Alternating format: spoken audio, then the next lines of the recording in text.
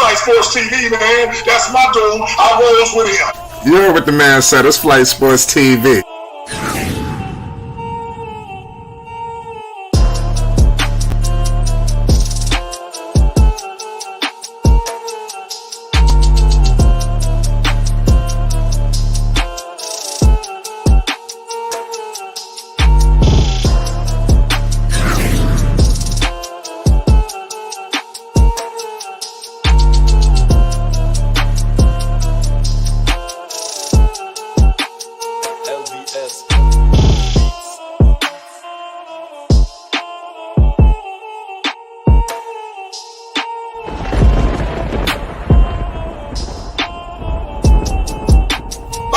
Flight Sports TV, that's where it's at. Flight Sports TV.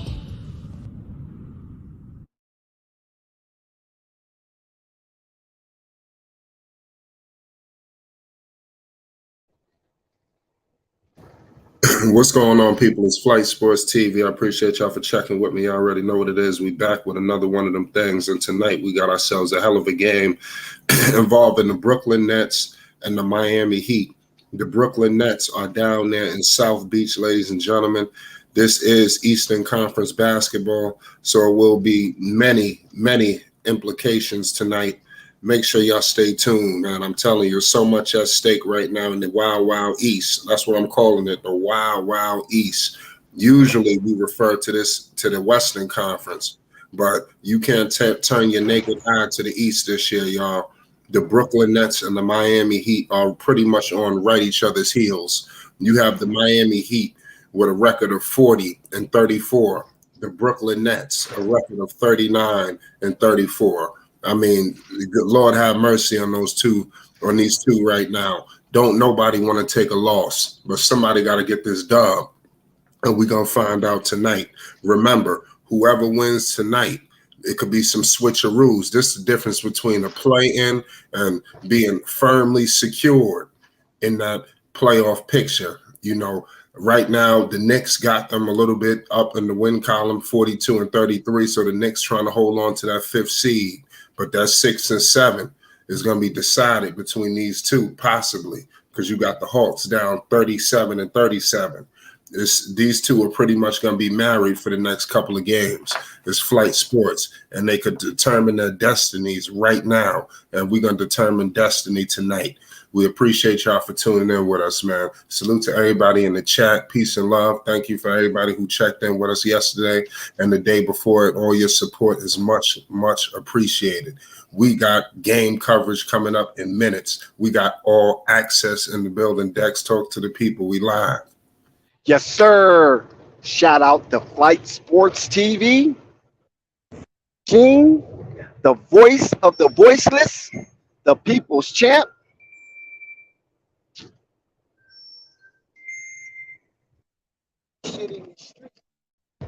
Shout out to the panel as it reached its premium peak, and most definitely shout out to the chat and everybody rocking with Flight Sports TV at this moment. Yes, sir, Flight. This should be a real grand game tonight, and the playoff implication in this game is definitely wild and up in the air. You got the Brooklyn Nets, the boys up north, coming down to South Beach, the most southern part of the United States, playing and being hosted by your Miami Heat. This game right here have very, very strong playoff implications. And not only that, also qualifying for a play-in situation. Now, neither one of these teams, Flight, wants to be in a play-in tournament. They prefer to be strapped down, situated, stabilized in the playoff series and awaiting those coming out of the play-in tournament. The Brooklyn Nets have been going through the vicissitudes of this year's season with the ebbs and flows, the ups and downs, and quite frankly, tumultuous and sometimes chaotic situation. Now, after the trade deadline, the Brooklyn Nets offloaded their two heavyweight superstars. And according to Josai, he felt like those two superstars was an imbalance and caused a heavy grade of debris and was holding back the championship aspirations of the Brooklyn Nets based to their pestilence of complaints within the organization. It cost Steve Nash his job. My homeboy, Pasadena finest, Jock Vaughn, was ascended to operate and become the general eyes of the Brooklyn Nets by being appointed the head coach. So Kevin Durant blessed that, and then Kevin Durant wanted a trade. So he got his man promoted, and then he got up out of there. We already know the Kyrie situation and the backlash of the things that he did on social media. So the Brooklyn Nets have been teetering back and forth in chaos even since the departure of those two elaborate star and superstar, perennial all-stars most definitely. And Ben Simmons' latest event bring more chaos to the organization.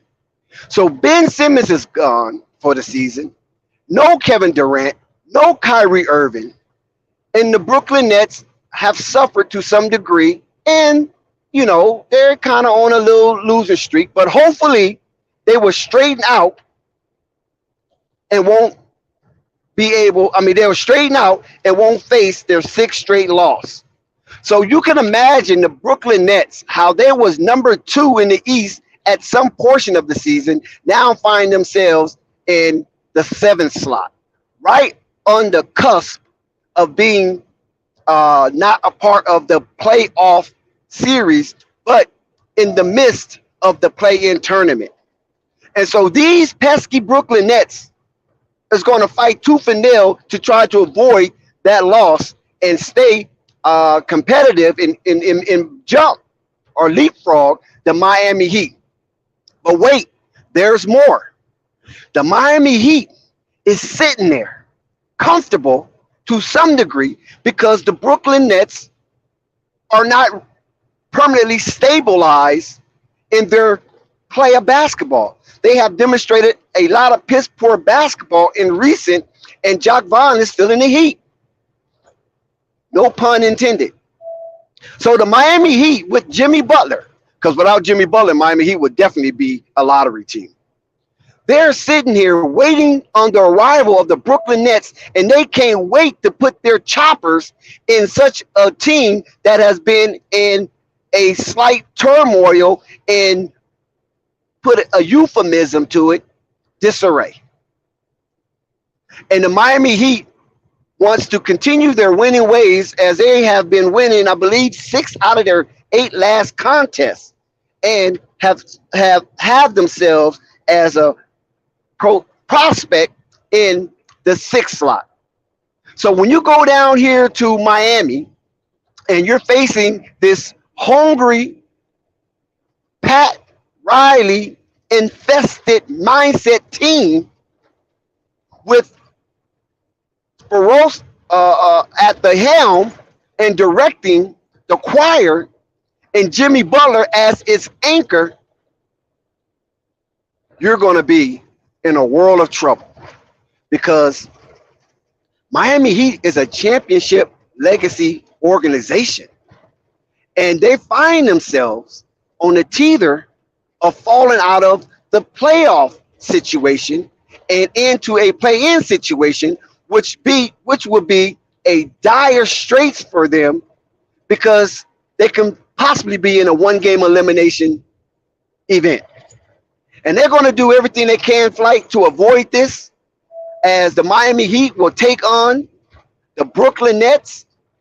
And like I said, the playoff implication in this event is very strong and high caliber. So the fisticuffs should be a marvelous event with bumps and bruises on both teams as they limp their way down the stretch, which 9 games left for Brooklyn to qualify for an extended season, and hopefully that will land them in a playoff situation. Right. You got a great point, Dex. Back to the Miami Heat. You made some valid points there. You stated something in the realm of that Miami, they're getting back to their winning ways. We all know, Stevie Wonder knows, that these guys did not have a great start. They have not been playing Miami Heat basketball as that we know them. It felt like that finals run was about 6 or 7, 8 years ago, but I mean, Lord have mercy. The Miami Heat, they're playing well at the right time. Let's see if they can sustain that. I think Brooklyn is a sneaky team rolling into your building. You think you can get the night off, or they not the same Brooklyn Nets team you had to get up for before, but nah, Jacques Vaughn got these guys up and ready. What's your thoughts on that, Dex? Well, yes, sir, Flight. That's a very, very good question. To me, I honestly feel like the Miami Heat is a better team than their record indicates. And the Miami Heat, if you didn't know, is the team that leads its division with the worst record of all the teams that lead their division. Not the conference, their respective division. And so as long as Miami Heat can stay front of that division, then that instills in that team great morale and great confidence, because they feel if they can get into the playoff somewhat more healthy than they currently are, no Kyle Lowry, no Caleb Martin, they feel confident enough that they can reach the conference finals and play whoever it is, as they will represent 50% of the Eastern Conference.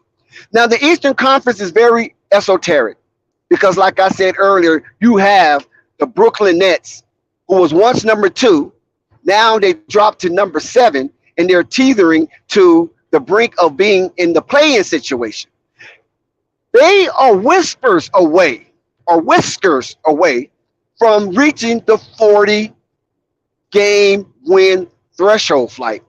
And with all the tumultuous happening with the Brooklyn Nets, that's a marvel under the heavens, Flight. That's right. That's a marvel under the heavens that Brooklyn Nets, with all this tumultuous activity within and outside the organization, when I mean outside, I'm talking about on the playing court, they are a freaking 7 seed. Most teams would have broke, crumbled, and disappeared and punched their tickets to Hawaii or Cancun, and then, depending on the level of their consciousness, they might punch in their ticket to Tulum, Mexico. Especially in a city like New York. We got to thank Jacques Vaughn. I think Jacques Vaughn is a guy we got to look to keep the sustainability within the organization. I don't think he gets enough credit. Yes, Jacques Vaughn is stabilizing that ship. But I'm going to tell you, the reason why Brooklyn is not getting the criticism that they probably would have got in yesteryears is because of them freaking New York Knicks.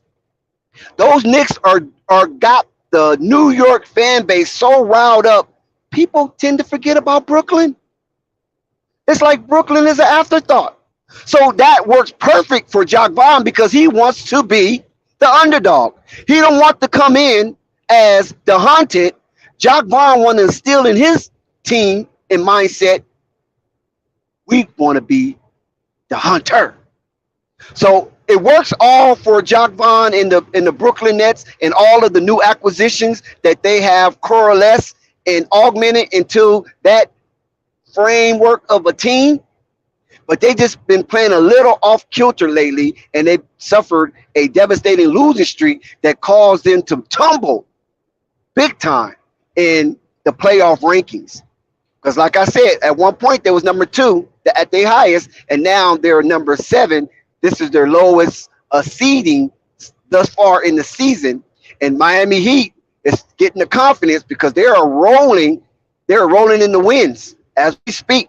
And down here in South Beach, excuse me, I'm not in South Beach, so let me reframe that. Down there in South Beach. Oh my God, I wish I was in South Beach. Spring break right now, it is wild, it's crazy. I mean, talking about people's running around half naked for crying out loud.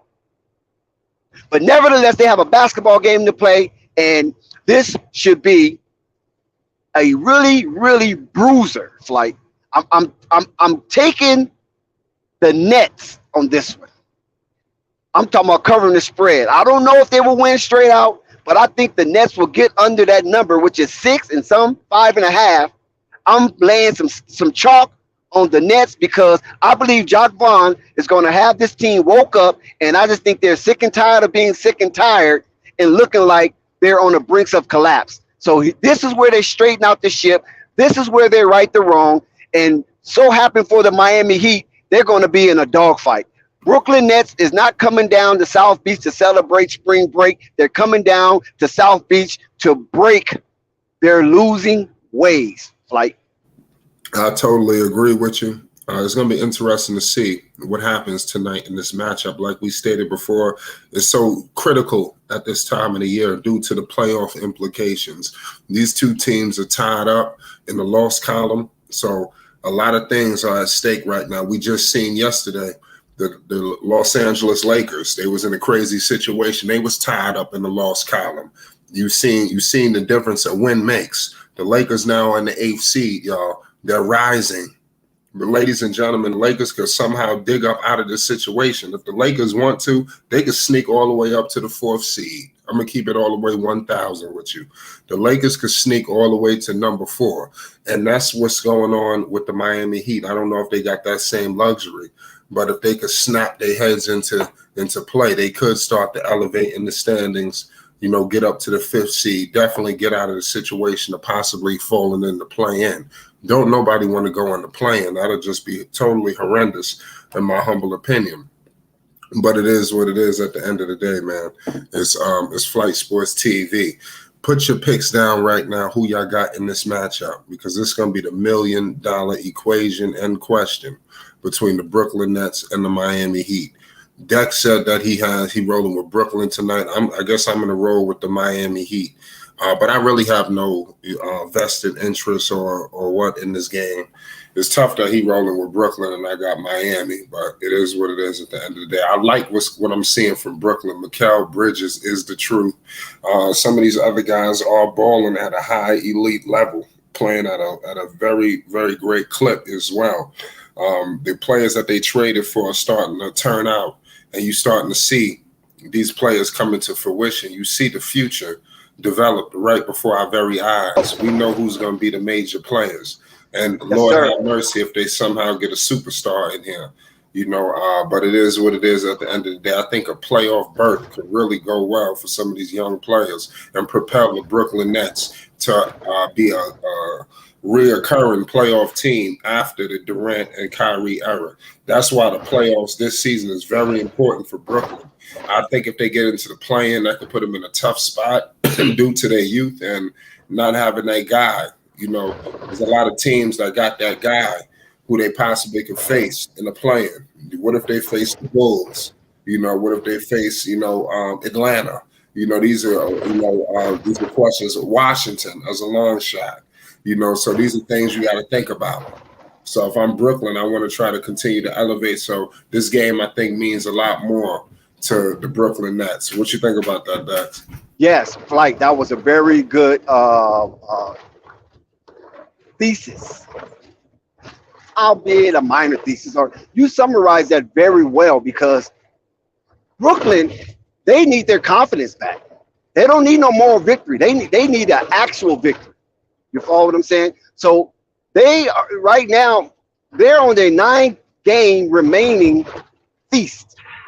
So Brooklyn got 9 games to feast off this competition the best way they know how. And I believe they have the right coach for that, the right mentality for that. Jacques Vaughn is a chip off the block of Popovich. So they not afraid of the moment, and neither is the moment too big for them. So they won't crumble. And if your captain won't crumble, if your general won't crumble, I'm quite sure the troops won't crumble either. With Jacques Vaughn, you got General Patton at the helm. So he's going to demand a whole lot from these guys, and he's going to test their test fortitude to see if these guys are made for the moment. And that is key when you have Jock Vaughn at the helms, who have witnessed a tremendous amount of winning during his tenure as coach, assistant coach on the other side of the game, Flight. Now, but at the same time, we know that Miami do not want Brooklyn to have an edge over any tiebreaker. So Miami is going to fight tooth and nail as well. And both of these teams, Flight, with all due respect, are kicking, crawling, and scratching, trying to make something happen in this last leg of the stretch of the NBA season. So it is crucial that these two teams are fighting like the way they are, and I appreciate the competition committee of the NBA who have slated such games, and the scenarios have worked out perfectly. So all of these last games during the stretch are playoff implicated teams. And I don't know if Miami's a little bit bruised or tired, Flight, because Miami has been dueling it out with some pretty favorable competition, as well as Brooklyn. But on the opposite prism of this spectrum, the Miami Heat have won their games and Brooklyn have lost their games. And like I said, Brooklyn lost to the Phillies, to the Chicagos, they beat the Heat twice, and other teams that are OKC that are fighting as well for a permanent spot in a play-in situation. So it's not like Brooklyn are losing to flubber. They're losing to teams that are fighting just like they are, and it's just like Brooklyn just got the worst end of the battle punches. Right. I totally agree with you, Dax. I really don't know who's going to win tonight due to the implications. It could go either way. But sure, for all the people that's, betting tonight, read the money line. I didn't even realize how many gambling men and women we have that's tuning in each and every night. Who's covering the spread? Let her give people the rundown. We moments away from tip off. Well, ATS against the spread. I really like Brooklyn tonight. I think they're losing ways in tonight. Brooklyn has a very good chance of winning this one straight up. You know what I'm saying? And so most money lines got it 5.5. Some money lines got it at all the way up to 6. I just believe Brooklyn is relieved of that Ben Simmons situation, and they're going to come out with a breath of fresh air, and they're going to, show that they're not going to let this season fall by the wayside, even though the Ben Simmons chaos, the Kyrie Irving, Kevin Durant debacle won't hold them back. And like I said, they haven't got the New York criticism that they would have received if the New York Knicks wasn't playing superb basketball and is firmly rooted in a playoff situation. So Brooklyn becomes somewhat of an afterthought, and that's good for this team. So it couldn't be shaken by any kind of negative media press in New York, because New York is hard on its athletes and they're hard on their organization. I don't care if you're the Yankees, they're hard on you. So Brooklyn has benefited from the lack of press during this lackadaisical, poor play basketball they have demonstrated in recent games. Yeah, good call, Dax. Tonight's game is going to be ridiculous. For your starting lineup, you got Spence, Bridges, Thomas, Smith, and Claxton as well. And that's for the Brooklyn Nets. And you do have Jimmy Buckets in the game with Bam Adebayo. So the star power definitely lies in Miami tonight. That's crazy, Dax. And Miami have done something really special in itself, because they have taken Kyle Lowry out the lineup. Because I don't think he's going to be available tonight due to injury. But they have taken Kyle Lowry out of the starting lineup. And that shows you right there the power of Spoelstra, that he can take such a vet that is decorated as Kyle Lowry out of the lineup and put his ass on the bench because of his slow play. Even though Miami is a kind of a slow playing team, but his slow play has not been effective and impactful.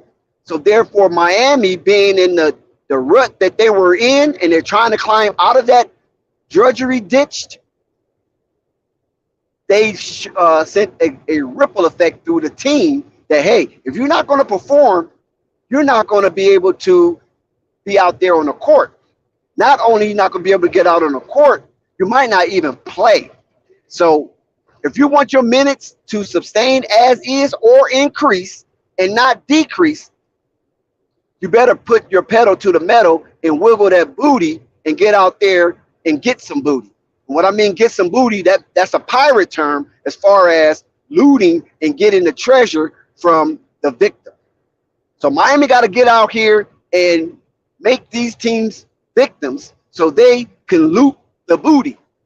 Like,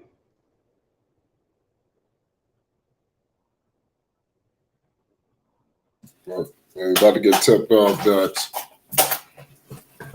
yes, sir. I'm sitting here trying to get situated. We got the Brooklyn Nets tipped off right now against the Miami Heat.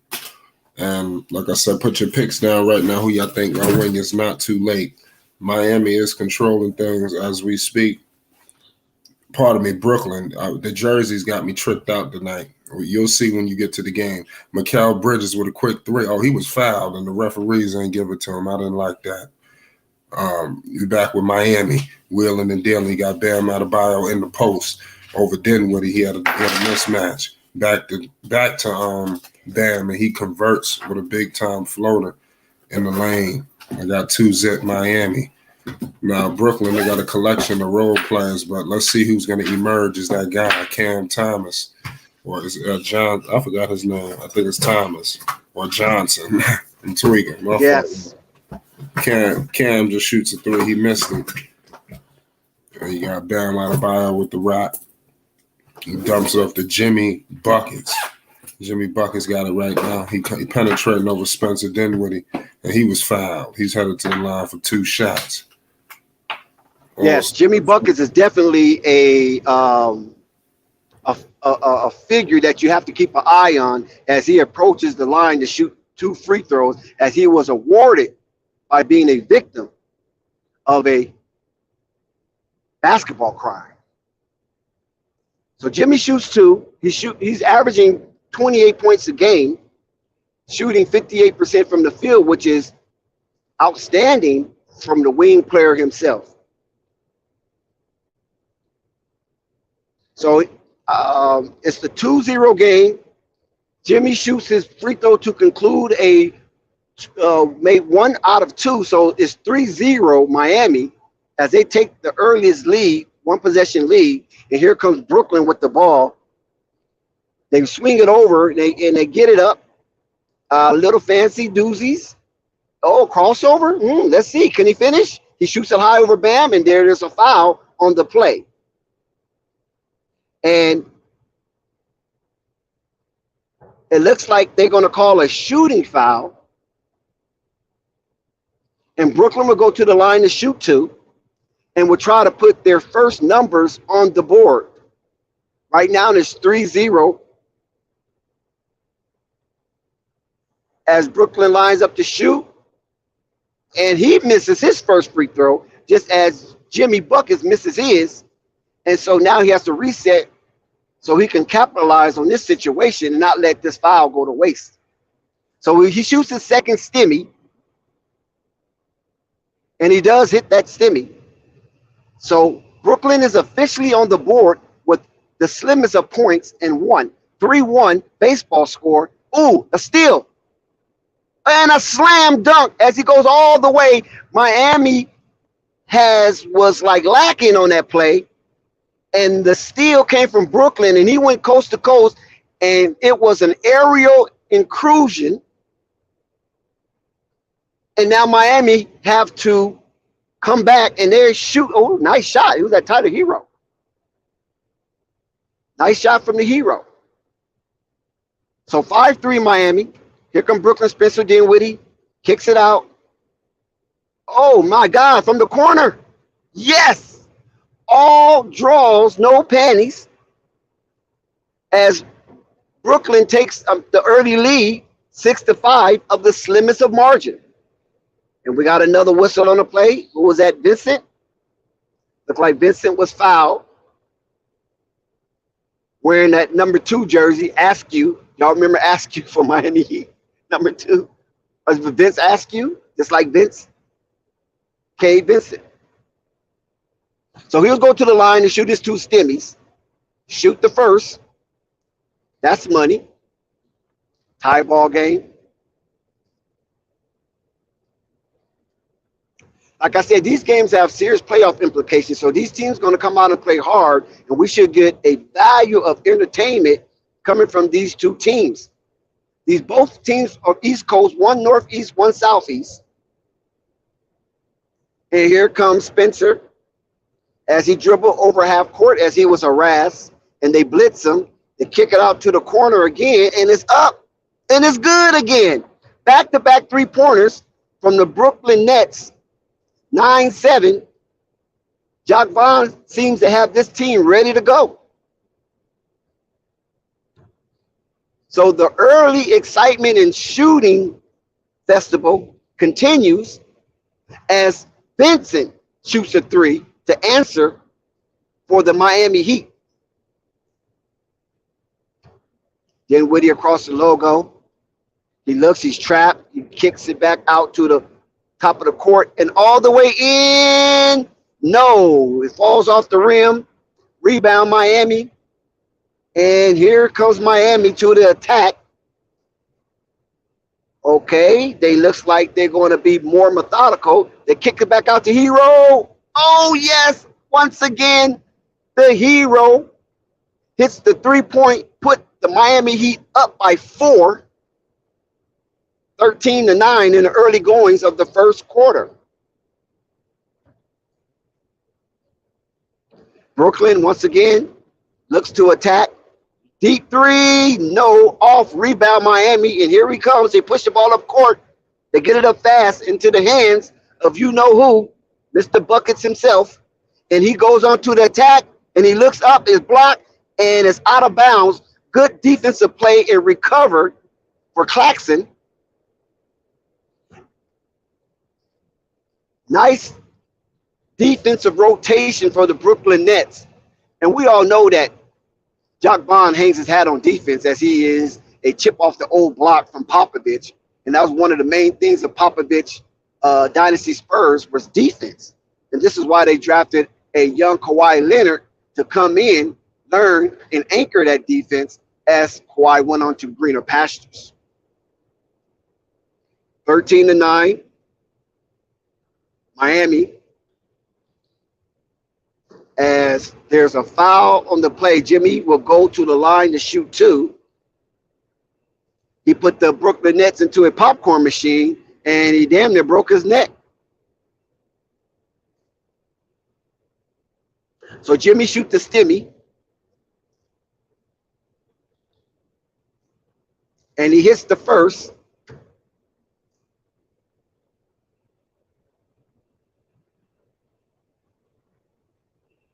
Here comes a second.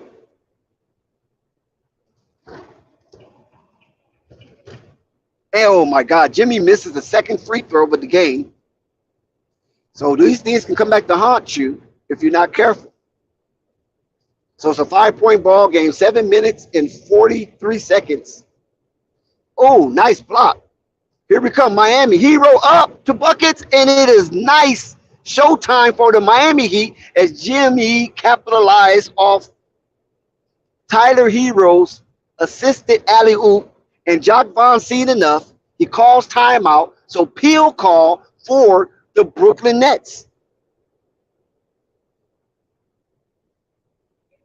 Bam Adebayo was being challenged, and Bam Adebayo wins that contest. Jimmy up high over the rim for the deuce as we take a slight break. As we said earlier, the seriousness of this game, not only does it have its seriousness braced in the brackets of the play-in tournament, but it also has a seriousness braced in the bracket of the playoff picture. And neither one of these teams want to drop out of the playoff picture and become part of the play-in situation, because you can find yourself in a one-game elimination March Madness type event if you're not careful. And plus, this also have tie-breaking modifications of these two teams as they're seated so close together. They're only a half game separates the two. So if Brooklyn wins, they will leapfrog. If Miami wins, they will get a little more cushion. And I don't think neither one of these teams have room to give to any team, because the elasticity for as stretching out the remainder of the games down the home stretch is getting tighter and tighter and tighter. And so the pressure amounts on these teams, these coaches, and these players as the playoff picture gets clearer and clearer as we reach the end of the 2022-2023 season. Big ups to the Bulls for their victory, as they are now qualified to be in the play-in situation. They're at the 10th seed, but they're there from the slimmest of margin. And also the Chicago Bulls, one of the teams that we highlight, are entering the qualification of a play-in situation playing under 500 basketball. And when we look at both of these power ranking divisions, power ranking conferences, we have two teams in the Eastern Conference have surpassed the 50-game threshold, whereas in the Western Conference, they have yet to get a team into the 50-game threshold. So that tells you a lot about the power rankings amongst the two conferences. Here comes Spencer Dinwiddie with the ball as he looks to attack. He's surveying, he's looking, he's contemplating, he finds what he wants, he gets it up, and old man Green? Oh, a deep three. No, off the back of the rim, a little too much mustard. The ball caroms, and it goes out of bounds, even though the Brooklyn Nets tried to fetch it, but referees say no way and give the ball back to the Miami Heat. And here comes the hero. He's being guarded closely as Brooklyn stretches his arms out, and then he gives the ball up at the top of the key back to Hero. They're looking for Bam, and they couldn't get the entry pass to Bam, a little flawed pass, and Claxton makes a good defensive play on the ball and knocks it out. So the Miami Heat will have to reset this basketball, and they have to find a better way to get that ball inside to Bam if they want to utilize him from the dunker spot. Here come Hero off the curl. Hero's on attack. He kicks it out. Ooh, it made it, but something happened. I don't know what. Listen, it's 16-9. A three-pointer was made, but Brooklyn gets the ball out on the side. So I'm not exactly sure what happened, but it might have been a foul while the ball was in the air. So here's Brooklyn as he looks to attack, and they're attacking, and there's another foul on the play on a jump shooter. So it looks like Brooklyn will be rewarded a stimmy, and they will go to the line to shoot two as they are down by 7 points. 6 minutes, 32 seconds left to go in the first quarter.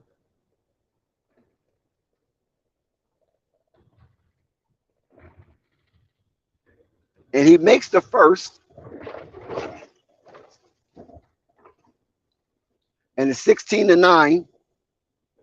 Mikal Bridges has been a awesome addition to the Brooklyn Nets, and he has brought some type of sobriety to all the drunkardness that was happening in that organization. So what a bright spot for Brooklyn in acquiring Mikal Bridges. 16-11. Oh, nice move by Jimmy, but he comes out of it. He kicks it back out for the three, and no, Brooklyn gets the rebound, and Brooklyn looks to attack to try to cut into this 5-point deficit. Spencer Dinwiddie dancing with the ball. He kicks it back out. Man open on the corner. He chooses to drive and thrive, and yes, he does. He drives and thrives on a little shimmy jump shot, and they have definitely chipped in the league, and they're down by one possession. Bam Adebayo had it in the post, but he surrendered. Kicks it back out to Hero. Yes, Hero with another 3-point shot. Tyler Hero have showing his 3-point prowess as the Brooklyn Nets go up 19-13. 5 minutes, 12 seconds left to go in the first period. And Brooklyn is being reckless with the ball. And they're lucky to get it back as Kevin Love is out here being very active. Old man Love. I love to see the old players be active amongst the young players because there's a lot of divide and conquer when it comes to that gap of generation. 19-13, Miami Heat is up, but Brooklyn will inbound the ball. They kick it out. They get it into the paint, and yes, they scores. Mikal Bridges scores. Or was that Claxton? Yeah, I think that was Claxton that scored that. Nice jump shot from Claxton. You normally don't see him shoot that type of shot. And Miami loses the ball. Jimmy Butler was trying to do something spectacular, but unfortunately, he loses that battle with himself. And Spoelstra scratches his head as he have witnessed circular logic. Here come Brooklyn again, down by 4. They get it in, kicks it back out to the corner, and no, it's off. Claxton, yes, with the tip in. Was that Claxton or oh, Sharper? Sharper has done that. Wow, Brooklyn has a lot of length, and it might be a little too much for Bam Adebayo to deal with, but Kevin Love was out-jumped, and looks like Kevin Love will be taxed with that foul as he violently attacked Sharper on a putback. And Sharper hits that stimmy, and now there's a 1-point ball game. Miami Heat leads by the slimmest of margin. Kevin Love with the pump fake, kicks it back out for a more secure shot, and it kicks it out again, 3-pointer, yes! Miami hit the 3-pointer. I believe that's not Matt Strauss. Was that Matt? No, that wasn't Matt Strauss. Miami hit the 3-pointer, 22-18. And we dig it down. Oh, Brooklyn is reckless with that basketball. Kick it back out for another 3. Oh, my God. Cash money. All draws, no panties. And Miami have hit back-to-back threes to extend the lead to 7. Brooklyn have to be careful not to let this game get away because it can get away. They do not have Steph Curry on hand to help in the 3-point shooting. But Brooklyn will go to the line. There was a foul, and they will shoot 2 with 3 minutes, 45 seconds left to go. 25-18, 7-point lead. They can bring it down to 5 if they capitalize on these 2 stimmies. One goes in for sure as we await the second. I'm enjoying what I'm seeing here because both of these 2 teams have, looks like in the first quarter, have put it on the line. A lot of energy, movement with the basketball, a lot of team-oriented work. And he hit both stimmies. So it's a 5-point ball game, 25-20. We knew it was going to be somewhat of a slugfest, This is why you're getting a lot of whistles. And Miami back-to-back turnovers is a victimless crime. However, Spoelstra do not enjoy what he is watching in those last two possessions of non-execution. Oh my God, look at Brooklyn. They are controlling that board. Sharp again with the tip in. So Jacques Vaughn have went tall on the Miami Heat once Kevin Love have came into the game to sub for Bam Adebayo. Jacques Vaughn countered with this tall squad. And so far, it have paid its dues. And you're watching Flight Sports TV, and we thank you all for coming up and enjoying the stream. If you're feeling a little gifty, hit the Cash App, hit the PayPal, hit the Super Chat, and we definitely appreciate your generosity here at Flight Sports TV.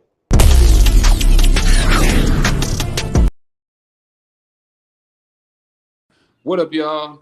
It's your man, Freeway Ricky Ross, and you looking at Flight Sports TV. Don't turn that channel.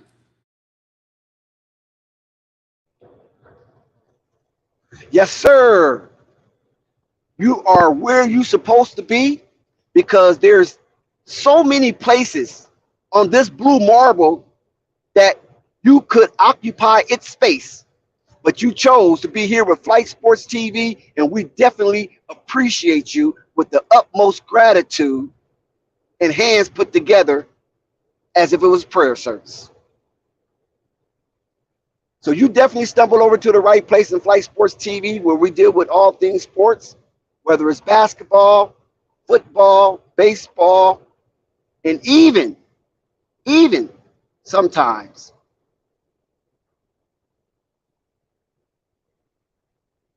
pro sports that is not related to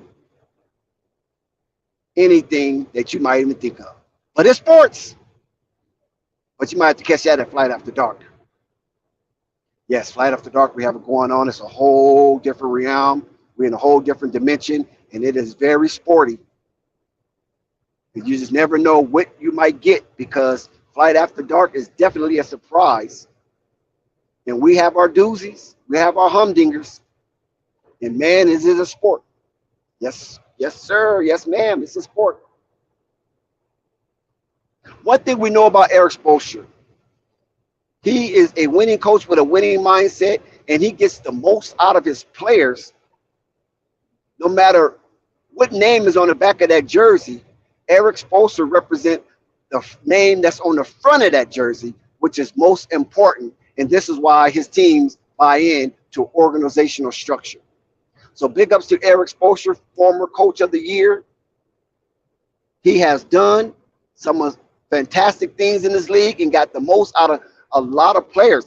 Listen, most recent player, Caleb Martin. Most people thought he wasn't even NBA worthy. And Caleb Martin goes down to Miami from the Charlotte Hornets as he was released, and he gets an extension. He won't be available today, but he gets an extension. Caleb Martin, one of the Martin twins. Unbelievable. Good work, Eric Spoelstra. It's a three-point ball game, one possession. Miami has the lead. 3 minutes, 8 seconds left as they will inbound the ball. Tyler Hero is back in the game. And so now they have some firepower from the arc. And nice challenge. Beautiful challenge for the Miami Heat, taking on those towers of the Brooklyn Nets. And he was very successful, 27-22, as Miami Heat takes the lead. And here's Brooklyn out on the arc. Oh, shoot, a lot of driving. Oh, in and out, heartbreak. Oh, my God. Here comes the hero. Here comes the hero. Oh, he sees a wide open man from the corner. He pulls up. Oh, yes. All draws, no panties. Miami Heat is being spectacular from beyond the arc. I didn't really realize how efficient Miami Heat is from beyond the arc. And that's what you need in the playoffs, because we all know that Miami Heat is built for the playoffs. Here come Brooklyn. They have something to say about that. And yes, They challenge that rim. They really don't have any shot blockers out there for Miami. And they capitalize of Mikal Bridges gets that nice little 2-foot floater. 30-24, 6-point lead by Miami. Oh my God, look at this here. Miami steadily slices and dices in the teeth of the Brooklyn defense, and they win that battle. A little skirmish on the beyond the arc. I don't think that was a decent foul, but nevertheless, they called it, and Brooklyn will be rewarded as the referee felt the need to justify, oh, Kyle Lowry is available for tonight. In a short stint, now Matt Strauss has come on. Some more three-point powers for Miami as he averaging 13 points for the season. 32-28. Kyle Lowry's ready to look on as he stands next to Eric Spoelstra. 25-32. They hit the first stimmy, Brooklyn, and now they're shooting their second shot.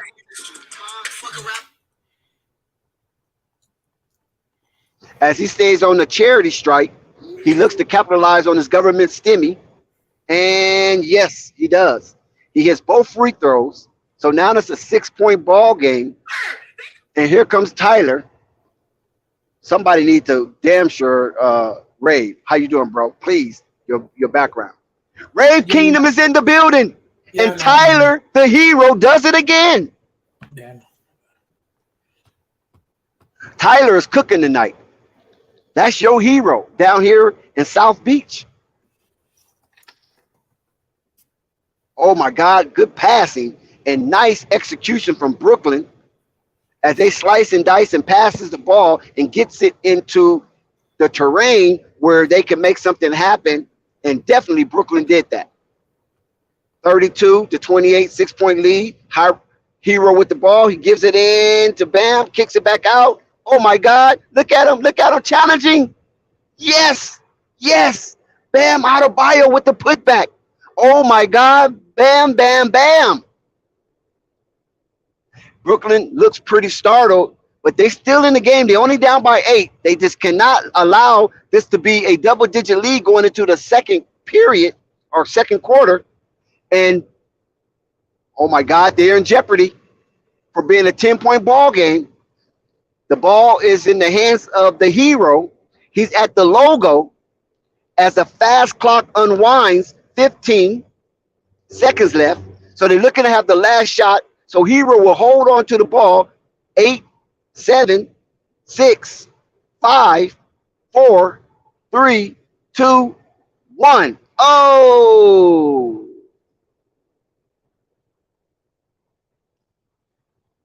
So we go into the second period. And just as I speak, my doggone stream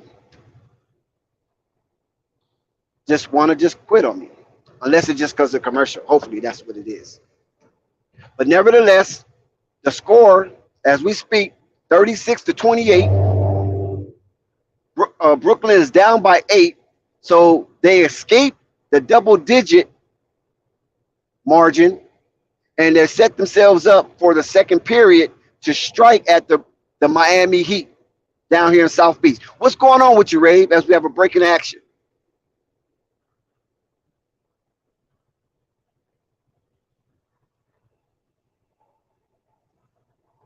Rave, you on deck?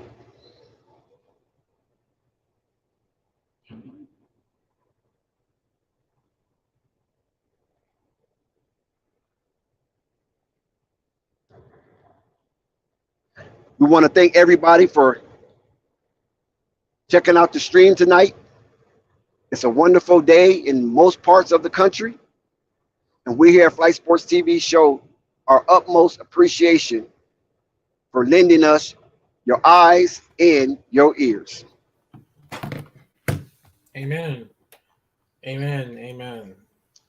So, Ray, what you see about the game so far? Any thoughts? Honestly, I'm really still trying to sit here and wait for more to happen. I really do. I do like what's going on, considering the fact that, like you just said, Tyler Hero did his thing in there. I'm still trying to, like I said, I'm still trying to find out what's going to go on, considering the fact that the Heat. I mean, not the Heat. The Nets kind of confuse me sometimes because they're a very young team, right? And you see them do their thing. You see them ball out, and sometimes, and you see them like I don't know how to say it, but at the same time, like Heat got veterans on their team. You feel me? And Nets got people, but they're all like young, so it's like they act like a very dangerous team, and sometimes they don't look all that dangerous to me. Sometimes maybe that's just me on how I You feel. talking? What team are you talking about now? The Referring to? Nets. The Nets. Oh, okay. Yeah, the Nets kind of remind me of a preacher preaching about an afterlife but afraid to die. So you just don't know what you're going to get out of them because they're kind of helter skelter. They coming in on the losing streak, so they need to break the cycle. And so far, it doesn't look like that might happen. Yeah, because As like I said, Mhm. it surprises me because I've seen the Nets win some surprising games, especially Mikal Bridges just going off. But then it'd be some nights I'm like, well, of course the Nets lost because they're young and they ain't got, it's not like they got some premier superstar on their team or anything. But like I said, just I don't know. But the Heat is yeah, definitely doing their thing so far, taking a commanding lead so far. yeah, and the Nets come out, they miss their shot, so it's a 10-point ball game. This is the territory or the terrain that the Nets do not want to find themselves, as now the Miami Heat have reached the 40-point threshold, and the Brooklyn Nets have yet to score 30. Oh, just as I speak, they hit a three-pointer from the corner, so it's a 9-point ball game. So they finally got it back up under to single digits. See CWE in the chat. What I said And about the Bam Nets. Adebayo, yes, Bam Adebayo with a nice little dream shake. 42-31, back up to a double-digit lead. So the Brooklyn have definitely an uphill battle as they're missing their layups, but they're getting rebounds. Oh yes, what a finish! Oh my God, look at Claxton showing some muscle because Claxton has always been known as a stickly center, but he definitely showed some muscle and power there as he was being brought down from the shoulders, and he muscled and powered his way through that foul and gets the and one on such an awkward shot. So he will go to shoot one to complete the 3-point play and capitalize off the government stimmy. I don't know why my phone keep going out. Something's not right. CWE, what I said about the Nets, you can go back to my takes. It's weird. That's your person who talked about the Nets. My main issue was them stacking the deck. Okay, let's get this right. Rave Kingdom said the right things about what happened to the Nets. The Nets are a total different team right now. They're much younger and developing. And I'm not saying they're good or not. I'm just saying this. Like I said before, I don't know about this team right now. They might be good. They might not be. They're very young. What I said about the Nets before, when the Nets and when Kyrie Irving and KD teamed up, all right, and we noticed when we got those rumors that they were going to team up, we found out they teamed up on the Brooklyn Nets. You didn't hear me, Rave, say anything about it. I had an issue when they start stacking the deck. If you remember my take, I will re-say my take. I said these teams that are stacking the deck is going to bite them later. It's going to hurt them later. That's exactly what I said. When I saw them boys started getting guys out of retirement, they literally dragged Aldridge out of retirement. They was getting Blake Griffin. They was getting a whole bunch of old cats. They were trying to bring in DeAndre Jordan. They was trying to stack the deck, say CWE. So yeah, those days are behind them now. Don't try to say what Rave as the Nets are down by 7, okay? 42-35. What Rave said. I never had an issue when KD. Ray. My bad. Go ahead. Please. Go ahead. My bad. 42-35. The Nets are down by 7. And it looks like there's a foul, but Hero want to contest that it was in an act of shooting. And we're going to see he crossed him over. He brings it up. It looks like it should be a continuation. And the referees are discussing the matter. According to replay, it looks like it should be a continuation because he never put the ball back on the ground. And his motion was moving towards the bucket. And I think they're going to give Hero a shooting foul, shooting 2. Yes, they do. They correct it. And thanks to Eric Spoelstra for getting the attention of the referees to look at it from a different angle. Jock Vaughn do not agree, of course. But Tyler Hero go to the line. He will shoot 2. And hopefully he can capitalize on these government stimmies. And he hits the first one. And let's see if he cap off the second one in grand fashion. 43-38, 8-point lead. He's trying to extend it to 9. He got 11 points on the night, 4 for 5 shooting. So he's shooting at a high clip. And he hits both stimmies. And Brooklyn find themselves down by 9 with the ball. Coming across half court. Oh, my God, here we go. He puts it up. No, he surrenders. He kicks it back out. Dinwiddie with the ball. He looks it up. He's challenged. And he kicks it back out again. A lot of ball movement. But are they overpassing? No. They missed the Jimmy. That was Claxton. Who was that? It was challenged by Bam Adebayo, most definitely. And so there's a reset. Brooklyn retains the ball. They get it back in low. And yes, they capitalize. Brooklyn is challenging Bam Adebayo and Kevin Love and with much success. So, Ray, did Bam Adebayo lose some of his defensive powers? I mean, what's going on? Because they challenge him without fear. I don't think he lost anything. It just sometimes remember centers overthink all the time, especially nowadays. Everything. Oh, good shot. Match. Who the heck? That guy keep shooting all these threes. I can't catch his name because I'm not familiar with him. But number 31. Oh, nice Bam Adebayo. We're just talking about him. Good defensive play. He kicks it back out. Start a fast break. Hero! No. Hit the front of the rim. Caroms out. Long fast break to Brooklyn. He takes on the challenge and foul. Kyle Lowry will be tagged with the predatory foul. And Brooklyn is definitely going to the line to shoot 2 on that one. Normally, Kyle Lowry is really good at touching that ball when the defender brings it down. But this time, no. Kyle Lowry will be tagged with a predatory foul, but it will not be a shot. It will be on the floor. 3-pointer for Brooklyn? Nope. Rebound, Bam. And here we go. Bam pushing the ball. We see Bam with his handles. He crossed over through his legs. Oh, my God. Bam pull up. No. He gives it up to Kyle Lowry. Maybe it was the best decision of the game for Bam. He gets it back, and yes, Bam capitalized on an aerial incursion. And man, that was a sky-high assault on the Brooklyn Nets. I keep saying incursion. Bro. Oh, my God. Boy. We just were talking about Bam, and he made 2 good defensive plays back-to-back. Kyle Lowry gets challenged, and he gives up the ball. Him and Bam is in the pick and roll. They hold him, Bam. It won't let him loose. Referee do not call that holding on Brooklyn. They got away with that one. And the ball with a little sloppy play on the baseline could be a potential turnover. And we will see. Caleb Martin is in the game. I know Rave do not want to see this, but Caleb Martin is in the game and he's being impactful. What could he? TWE, I want to respond to you so bad. You lucky Dex is doing this. You can respond now because it's a dead ball.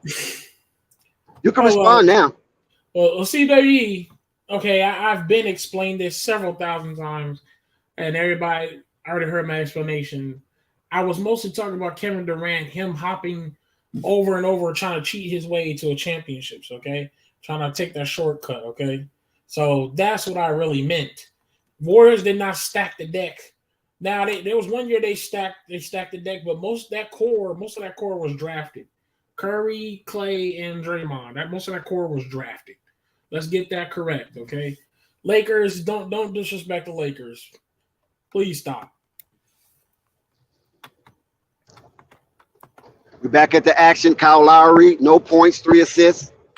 He also has no turnovers, so Kyle Lowry is playing a very conservative game tonight. He knows how important this game is with the playoff implication at hand, and as well as the seeding, whether you be seeded in the play-in tournament or you get seeded in the playoff series. Jimmy and took off them extensions. How about that? New look Jimmy. That's what I'm saying. How about that? Do that mean Jimmy is taking this seriously? That's not called stacking the deck, Thunder. If you draft your team and you draft 3 guys who ends up being all-stars and they're just freaking good, that's not called stacking the deck. No, that is not.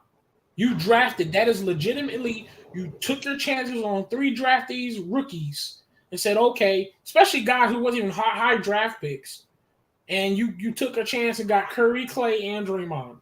That is not stacking the deck. That's just great luck, and that is legally. Do not do that. That is not called stacking the deck. Do not act like you don't know what stacking the deck is. Please, you're smarter than that, Thunder. Come on now. I'm sure Dex will tell you what stacking the deck is. Everybody knows. The Golden State definitely didn't stack the deck until they got Kevin Durant. That was stacking the deck. But right now we got 51-40, 11-point ball game. The Miami Heat is playing excellent basketball so far. They had a few little breakdowns, but nonetheless, they are doing a very good job at keeping the Brooklyn Nets at bay, which Jimmy Bucket just hit a nice little up and under layup. Kevin Love. Lowry looked like he's been tagged with a foul as he was a predator on that play. Mm-hmm. And Brooklyn will receive a victims award as the fouls are mounting up for the Miami Heat. As far as bonus time, you might want to slow down because you don't want to give the Brooklyn Nets action at scoring with the clock stopped. Mm-hmm. Oh my God! You see that 3-pointer there? I'm about to see. I'm a couple seconds behind you. Oh, Joe Harris. 53-50, 10-point lead, a much-needed 3-point basket for Brooklyn. Oh, Kevin Love with a nice move. He shielded the defender from the ball, made the defender overreach, and Kevin Love turns around for a nice, easy layup. Yep. Off the front of the rim for Brooklyn. Karam's long. Butler with the rebound. 3. As he looks to Kyle Lowry. Kevin Love looked like he's open, but no, they refuse to give it to him. So here we go. Off, no good. Here's the rebound from Brooklyn as they pushes. Oh, nice. Nice execution from Brooklyn. And Finley Smith capitalized with an aerial inclusion in the atmosphere of the Miami-Dade County Miami Heat. Face forward dunk. Wow, that was a nice aerial inclusion down there in Biscayne. He's trying to catch a body. So Brooklyn is not going away, and they're not going away easy. And Miami is putting up a definitely good showcase. But if Brooklyn hangs around, I don't know if Miami can be any better than what they already have shown thus far. So this could be indicative of Miami being worn out early.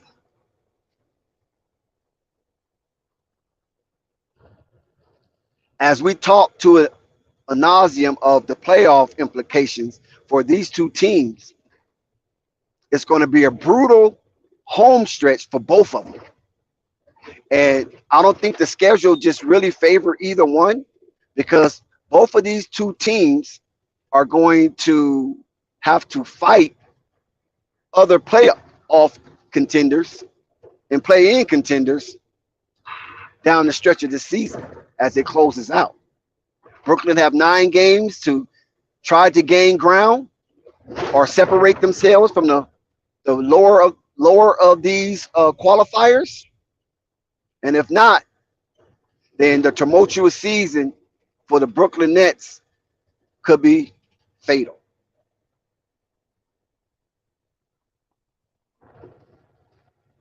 Shout out to everybody at Flight Sports TV. We welcome you. We appreciate your eyes and definitely your ears on this here live stream. Amen.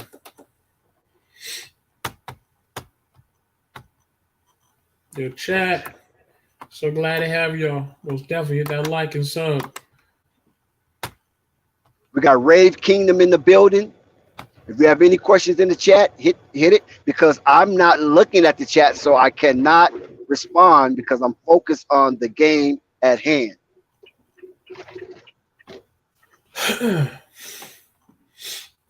Stacking the deck is not a crime. No, it's not. But cheating is. God damn it. How about that? How about that, God damn it?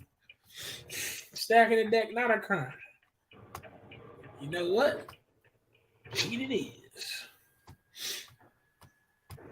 How about that? It's cheating in my book. Just call it the unwritten rule. How about that? Of basketball. I know y'all know what that unwritten rule is.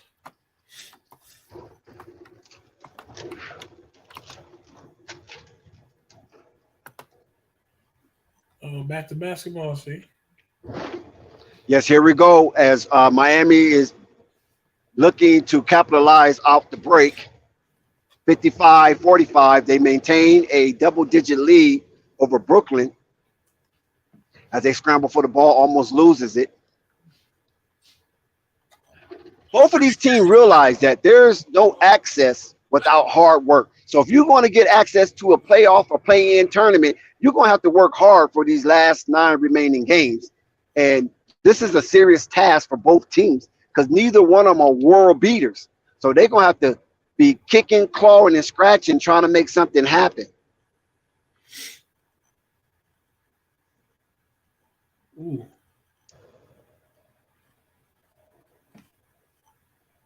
Man, they fighting right now, man. Scrapping. Yeah, Brooklyn getting a lot of the 50-50 balls, but they still down by oh, nice shot from the corner. Oh, my God. Beautiful stroke from Brooklyn. Pause. 48-57, and most definitely they needed that shot because they do not want this game to get out of hand, nor do they want Miami to stretch the lead into the halftime break. 4 minutes and 59 seconds left in the second quarter for Brooklyn to try to make a dent into the lead. Vincent is back on the court as he had a nice first quarter wearing that number 2, Vincent Askew number. Do y'all remember Vincent Askew for the Miami Heat? Old school. Who else had number 2? Did Ronnie Cycli have number 2?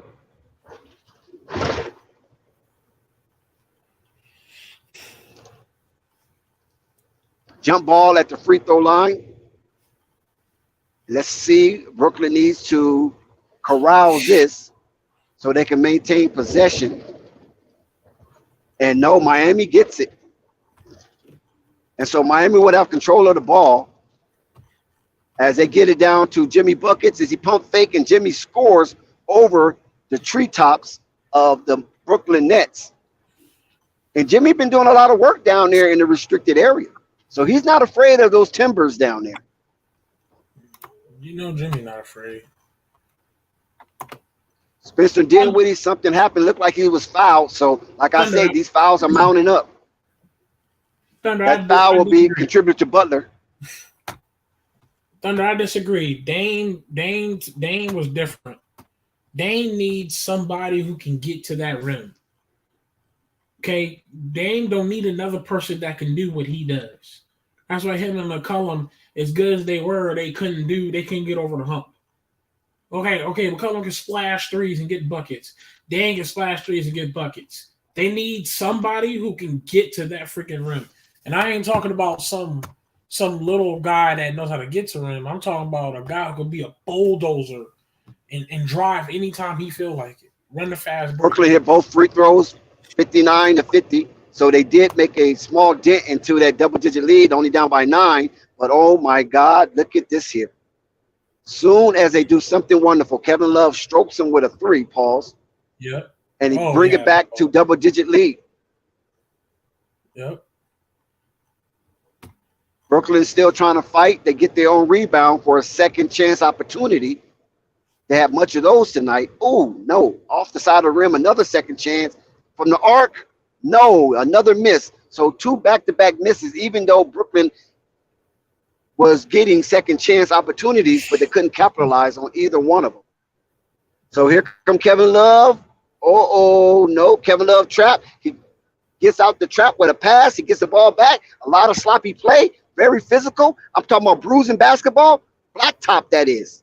And Brooklyn comes out of there with the ball in hand. And as they challenge, kicks it back out to reset. Brooklyn thought better of that offensive set. Now they're going to reset. They're being blitzed. And a nice defensive play for Kevin Love. And here we come. Bam. No, he misses the alley-oop. Here come Brooklyn. A little sloppy play from Miami. Will it hurt them? No. They miss. But dang, Brooklyn keeps getting the rebound. Brooklyn getting their second chance shots like crazy. That is an indication of tired legs. They cannot beat Brooklyn to the second shot. And it looks like Bridges will go to the line to shoot 2 after this break. And the Miami Heat takes a commanding 62-50 lead into the break.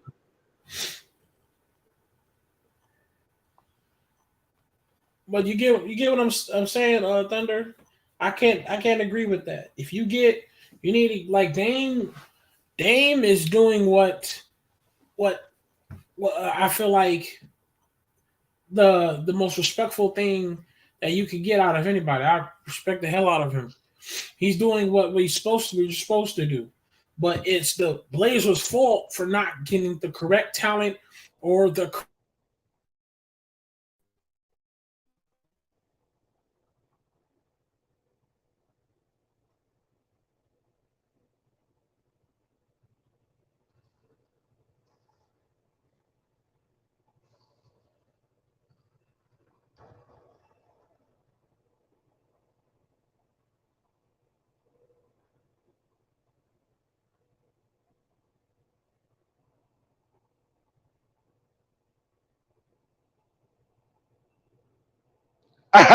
Thunder crazy. You say Opalaka Thunder. What about overtime?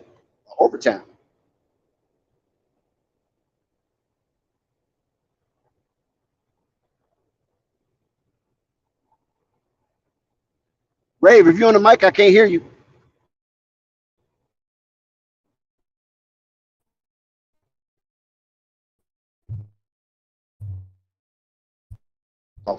Sometimes you get those inopportune phone calls.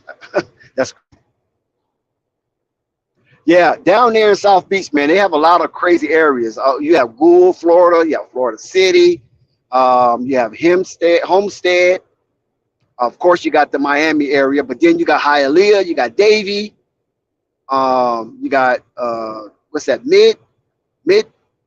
Midwest, Midi, whatever that little city is over there. You got Coral Springs. Then you got it's a nice city that I know some nice little chicks. Well, they're not chicks, but good friend of mine's live up. What is the name of that little city? Oh my gosh, very pretty, very clean. It'll come to my mind.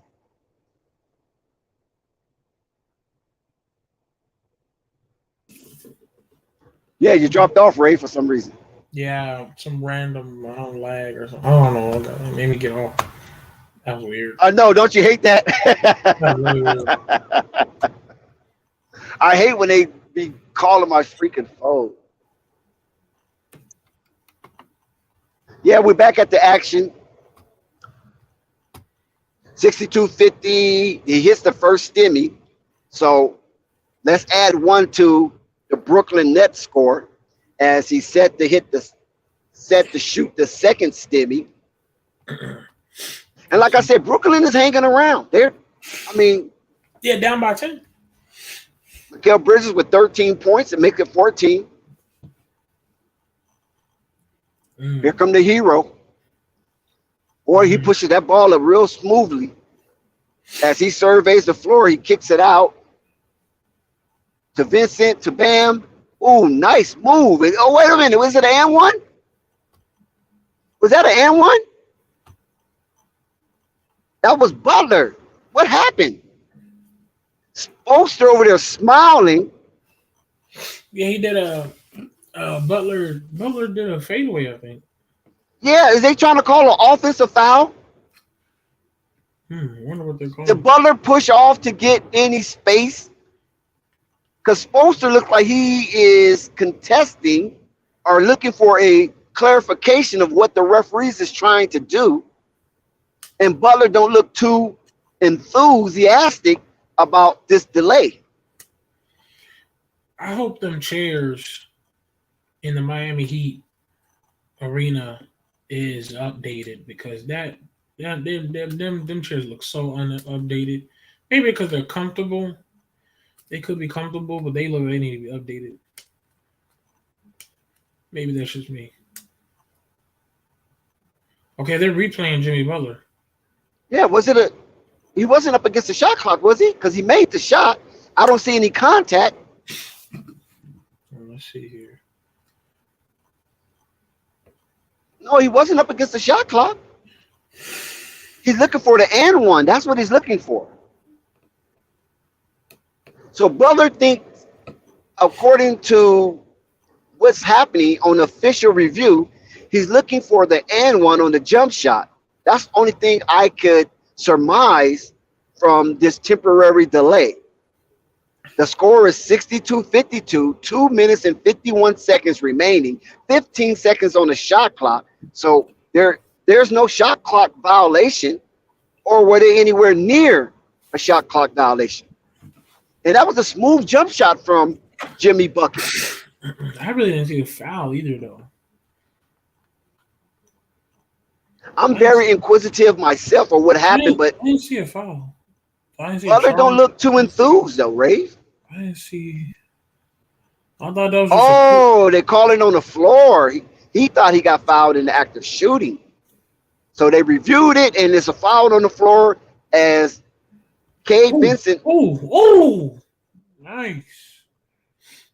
Here go Butler. Let's see. Ooh.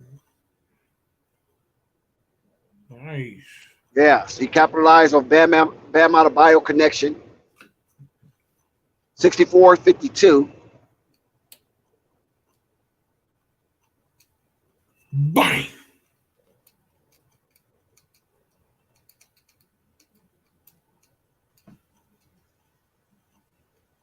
$64-55. Miami with the ball from the corner. No, he airballed. He gave it a little too much on it, but another whistle. Oh my God, these referees are whistle happy tonight. I know there's going to be a bruising game and there's going to be some bloodshed, but I think the referees are a little too quick on their whistle.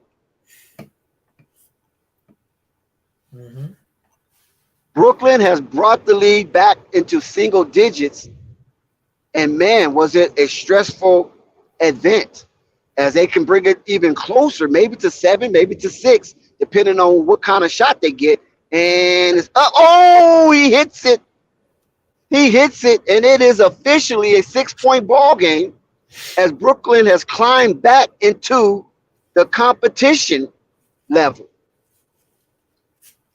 And now Miami is looking to answer. They kick it back out. Brooklyn with the trap defense, and they're scurrying around. Oh, Miami with the answer. This number 31 guy, please tell me his name because they will not show the back of his jersey. I think that'd be Strong.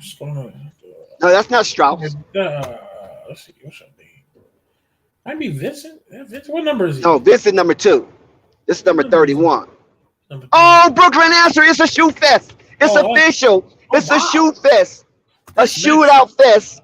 Brooklyn answer with the three. Hero. Yes. Hero from the free throw line. Oh my God. I can't believe both of these teams are moving with such a rapid pace and they are executing at the same time. This is very uncharacteristic for a Miami Heat sponsor coach team. That's Max Struss. Ooh, wide open. Nope.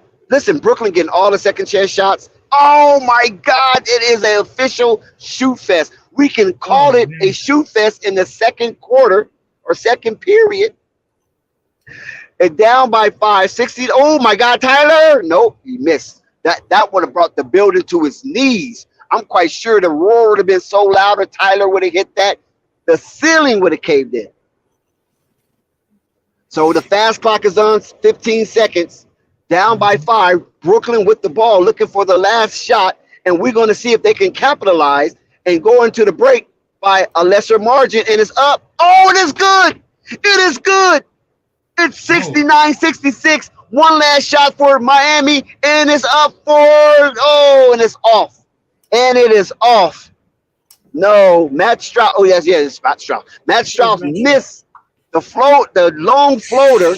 Matt Strauss has been killing the Brooklyn Nets all game, but he misses the final shot. So Brooklyn takes it into the halftime with a 3-point deficit. I told you guys, I warned you, this could be a doozy. This could go down as an instant classic. Oh my God, 66-69. Hold up, we got an emergency stop real quick. Pause, we got an emergency. Splash. Look, guess what? Here we are. Basil Carpenter, my man, loyal one, with $20 donation. Peace and love to Flight Sports TV, to the people, man. We appreciate you, man. No matter what, man. No matter what donation you give us, man. We always appreciate it here on Flight Sports TV, man. Shout out to you, Basil.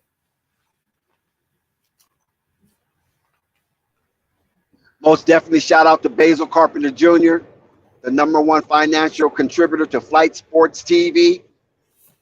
He just edged coffee just a little bit, and he been past me. Basil Carpenter Jr. been past my capitalism financial offering to Flight Sports TV. Fill up those coffers. I'm telling you, there's much room to receive in those coffers. Fill them up. Super Chat, PayPal, Cash App. Let's go, baby. Flight Sports TV is in the building. Yes, sir. Yes, sir. All day, man. Shout out to everybody, man. You know what I'm saying? Throw them flowers, them crowns, man. Dex, holding it down, man. Giving y'all play-by-play. Hope everybody's enjoying the game tonight. We got the Heat versus the Brooklyn Nets.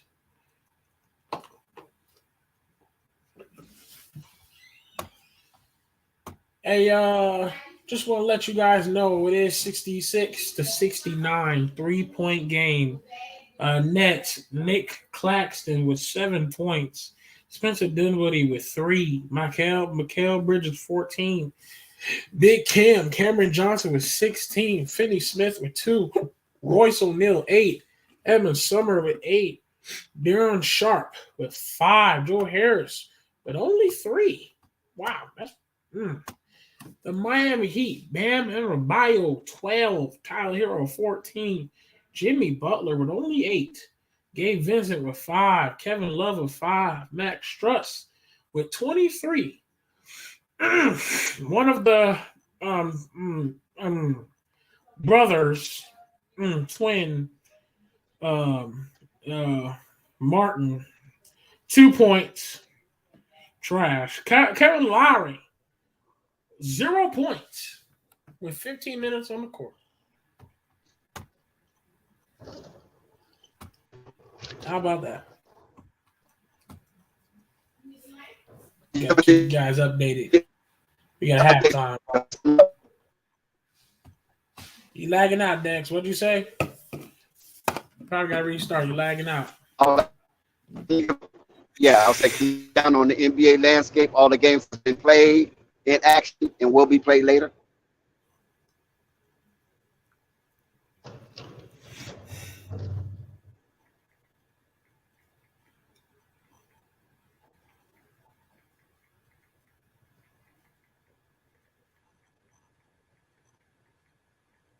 Was you able to hear me that time, Ray? Say it again. Alton, can you give us updates on any games that's already concluded, final, and anything else in action and what's coming up as far as nightcap on NBA? Let me see. I just want to remind everybody as Rave looks it up to update us all. Small minds talk about people, mediocre minds talks about events, and great minds talk about ideas. What mindset do you have on this level of constructed socialism? Small minds talk about people, mediocre minds talk about events, and great minds talk about ideas. Keep Here we go. that in mind as a personal reminder. Here we go. Chat, just letting you know the Pacers and Hawks went out today. Hawks beat the Pacers 143 to 130. As we know, we are currently watching the Miami Heat versus the Nets. Heat was 69. Heat was 69 and Nets was 66. We got a game going on first quarter. Bucks versus the Nuggets scores 12-12. Later on tonight, the Jazz will take on the Kings at 10 p.m. The 76ers versus the Suns will come at 10 p.m. And guess what's coming on at 10:30? The Pigeons versus the Clippers. How about that?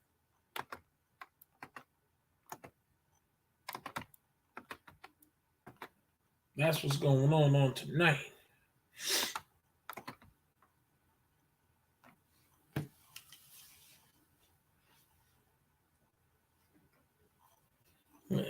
As stated in the chat, go Pels. Shout out to Jessica. See, definitely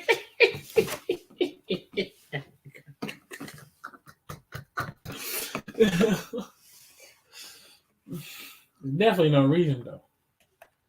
I don't know about no reason now. Oh snap!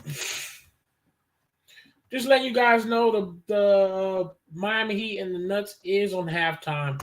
So we're just letting you know we're hoping that it can come back now so we can get to it.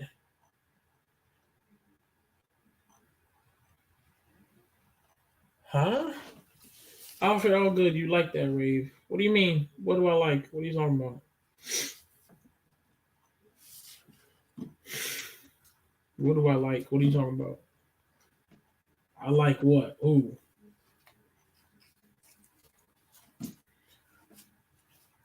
I don't get what you're talking about. Gotta be a little bit more specific, my boy. I like what? Pause. What you mean? Talking about my joke about this.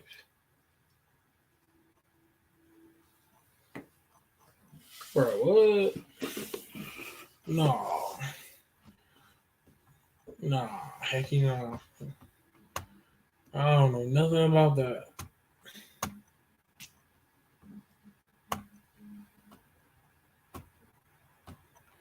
I don't know nothing about that right there. Yeah, I'm looking at the joke. I don't get the joke though. The hell? I see it offered. I see it. I don't get how that was funny nor you saying like I know any type of information. Fuck. The hell? But yeah, I see it.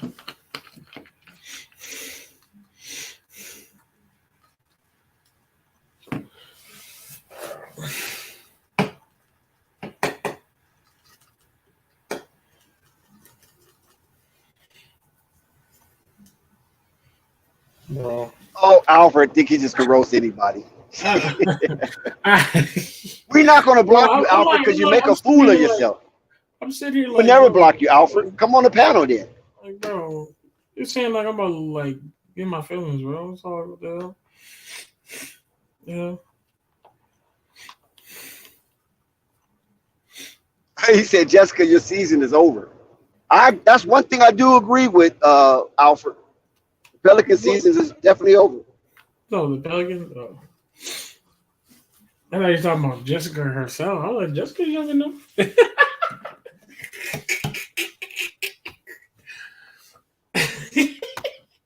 I was like, Jessica in her prime. Actually, no, she's not. Prime is I think is a little older for women. Jessica's still nice and young.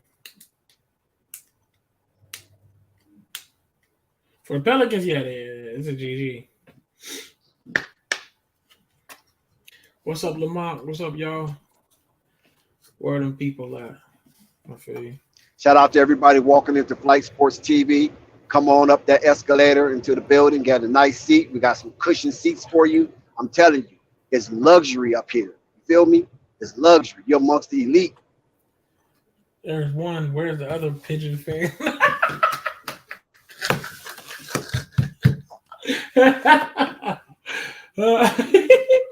The facts. Where's the other pigeon fan? I'm dead.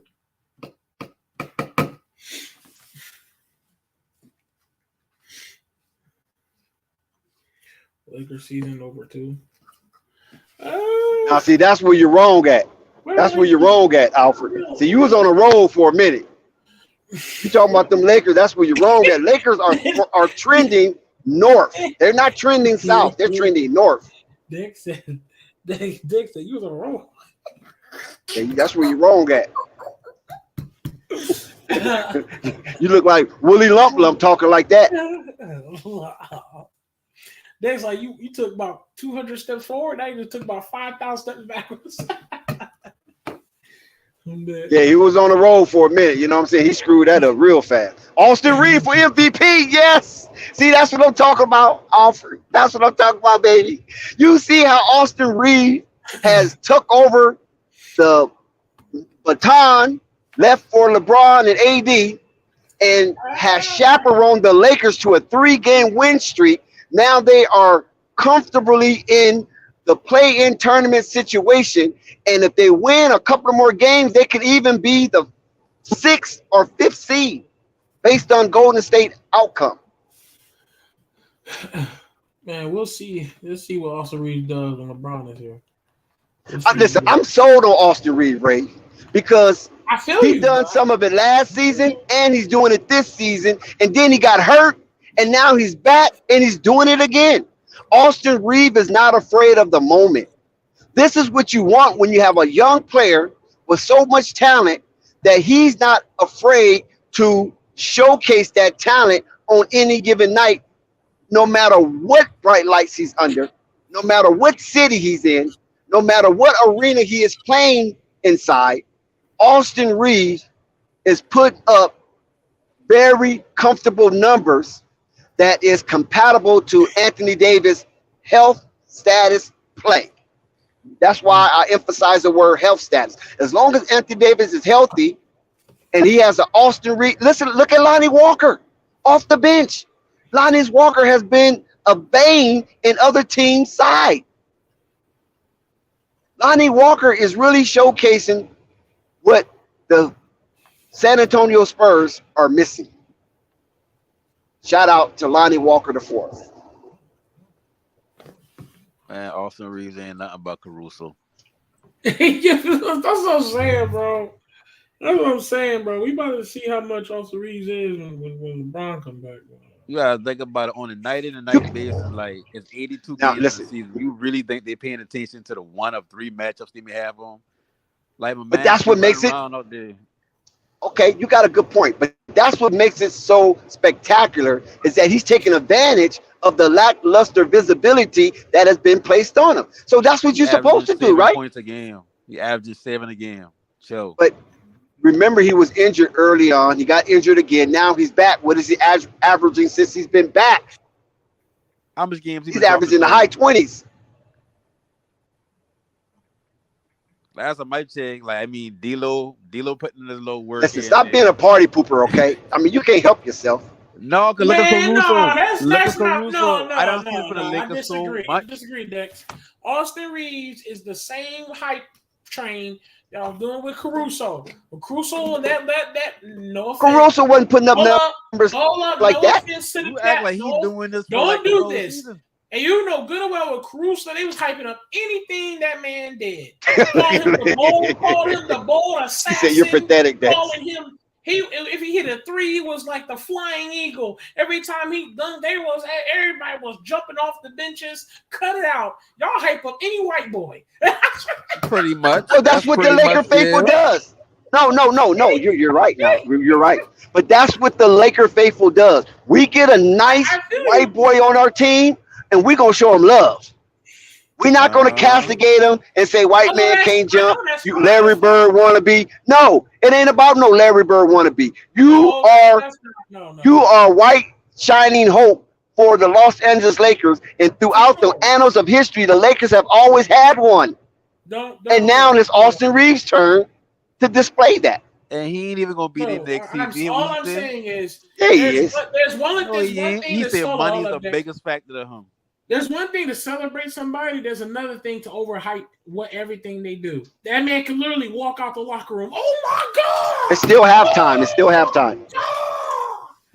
I swear. 69, 65. The players are back on the court warming up, but it's still halftime, according to my timeline. Austin Reeves will want more you feel money, me, Lamont? and y'all can be able to pay him. That man, Austin Reeves tie his shoe. Oh, I had never seen that hoop. Calm down, bro. Hey, but look, that's why I want to ask you, Dick. I've been watching. Doing a little homework on what your boy name was. Halftime is about Dwayne to Wade. Dwayne Wade ain't top 75.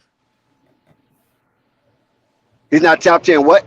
He's not top 75. He is not like Dwayne Wade is not who we project. Not project. He's not. Okay, chat. Okay, chat. You heard no panic. So who? We hosting the Miami Heat stream. No. Dwayne Wade is not top 5 according to No Panic. Do anybody disagree? No, I see he's not top 75. Nah, you're wilding. Oh, he's not top 75. Oh my God. No Panic, you're reaching really low. You're displaying low hanging fruit. Dwayne Wade in his prime was literally one of the best shooting guards. Then he gets Shaq. Then when Shaq up, he won without Shaq. Then he get injured. Yeah, I said. Then he get injured, he been injury riddled. Then LeBron come. Then he start winning, but he's still been injury riddled. No, Wade, he won without Shaq though. Like, what has No Panic really done? No, okay. Wade taught LeBron how to win. Don't do that. But listen, he won without Shaq. I mean, he didn't win no championship, but he was with the big three. He ain't won no chip without Shaq and without the big three. He always been Shaq or the big three he won a chip with. They been injured a couple of other times. And then you got throwing the fact that he ain't really been doing nothing in between time and after.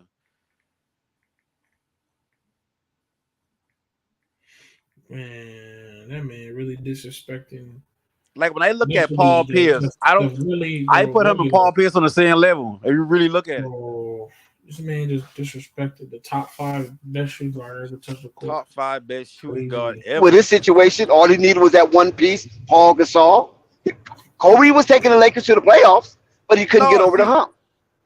Kobe been the leading man every year. Even when Shaq wasn't, he been the leading man. So was Dwayne Wade, wasn't he? Wayne. Yes, he was, bro. Wayne. I remember him hurt a lot. I remember him not playing up to Paul. Let's keep it a buck now. Like hold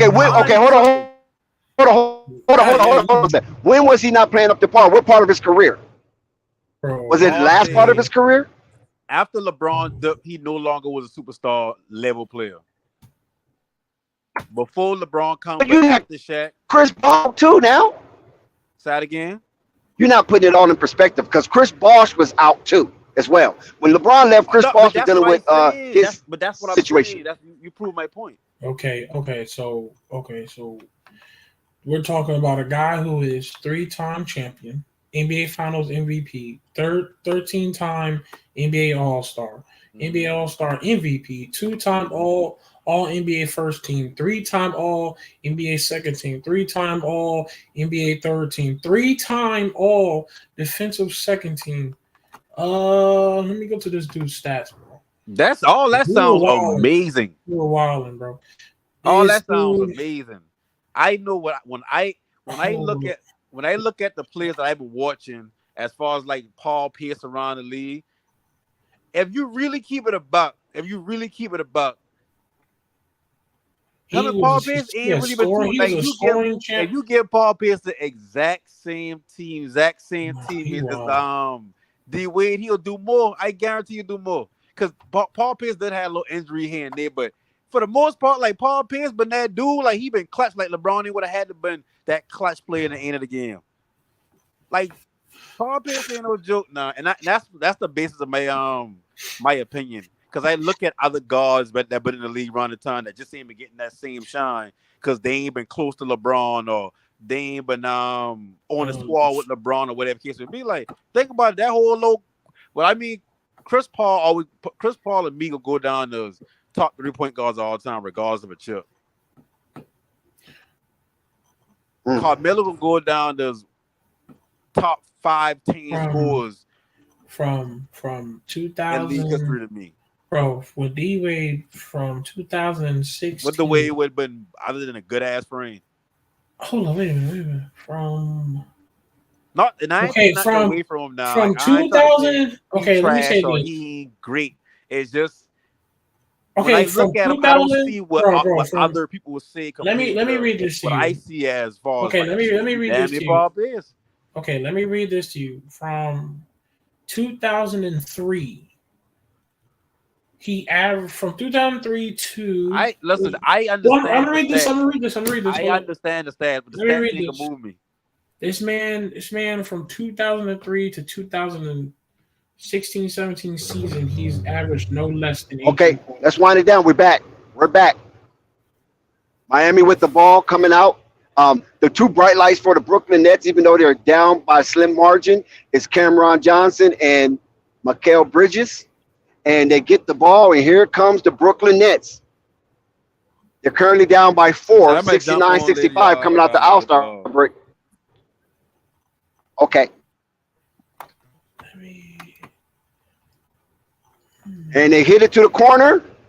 Oh, the Brooklyn Nets come out with a 3-point shot. Oh, my God. It's a 1-point ball game. The Miami Heat lead by the slimmest of margins. And, oh, my God, here come the Brooklyn Nets. And here they come again. Miami missing. Brooklyn Nets is on the run. They scroll in, and, yes, back-to-back 3-pointers. Brooklyn Nets take the lead, 71-69. They up by 2. They come out the break with fierceness.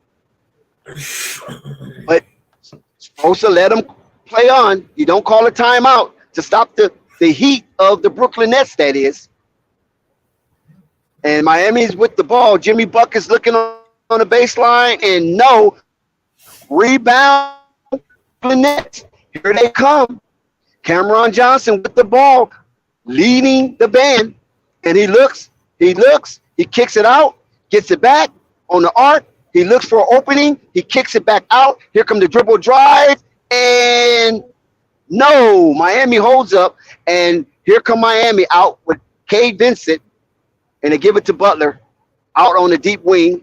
Butler looks, Butler challenged. Butler goes in with force, kicks it to Bam. Bam pump fake. He misses, and it looks like a foul is on the play as Butler put in the chippy, but I do not think that chippy would count. So Cameron Johnson looks like he is the predator, and Bam Adebayo was the victim. But they put it out on the side. Miami will reset as they bring the ball in. Oh, Hero, thought about it. He pulls it up. Hero drives, and Hero scores. Hero pump fake, got the defender in the air, and he took it straight from point A to point B and scores the bucket at point B. And, oh, my God, look at here. Brooklyn came back so fast to put in one. 74-73, Brooklyn up by 3. with the ball as Miami misses. And coming on the attack is Brooklyn, but being defended heavily is Miami, and they're doing a pretty good job running around, getting to the spots to cause disruption for the Brooklyn Nets. And let's see, Miami defense is really ramping up. Oh, no! No way!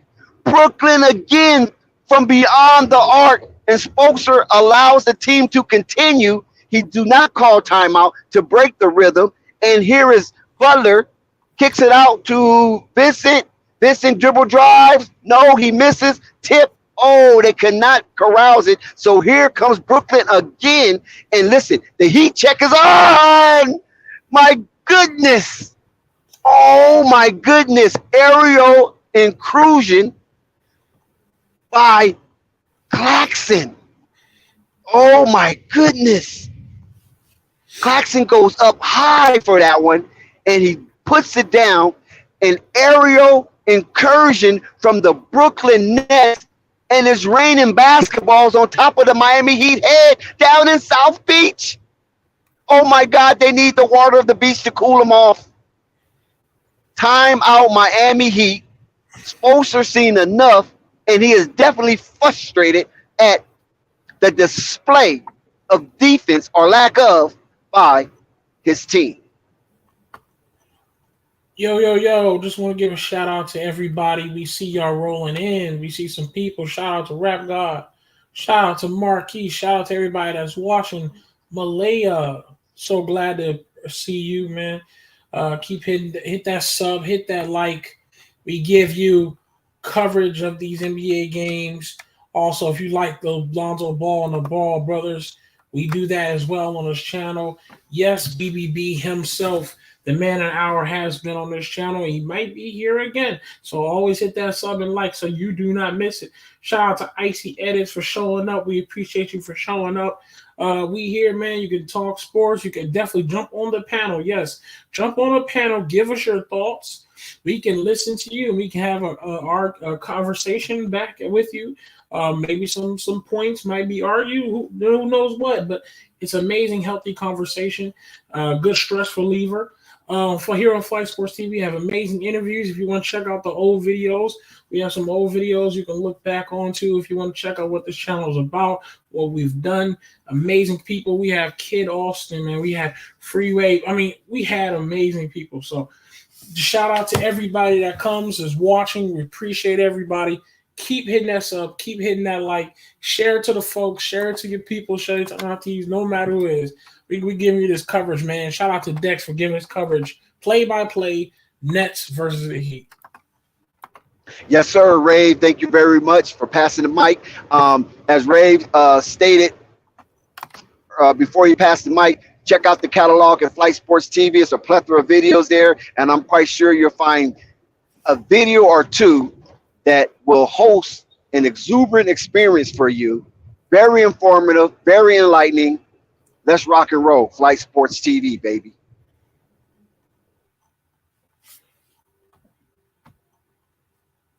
Yes, sir. Most definitely. Got this Heat versus these Nets, man. Chat, who do y'all want to win though? Chat, let us know in the comment section. Who do y'all really want to see win? I see Rob guys say they want the Heat to win. Let us know who y'all want to see win. Heat versus these Nets. Let us know. Yeah, as we back to the action, as this game holds serious playoff or play-in implications, both teams want to be able to pierce themselves into a playoff series instead of the play-in tournament. But depends on how this game forecast is for tonight will be a detriment to either or one of these two teams and their extended season slots. 79-73, Brooklyn takes a 6-point lead. And as we said before, we've taken the Brooklyn Nets on the money line, not the money line, on the ATS against the spread, that they will get under that big number 6. So far, they're holding serve, but I'm quite sure the Miami Heat have something to say about that.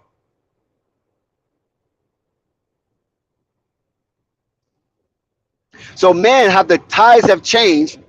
It was a 12-point lead for the Miami Heat, the biggest lead of the night for either team. And now Brooklyn holds a 6-point lead, and that's their biggest lead of the night for them.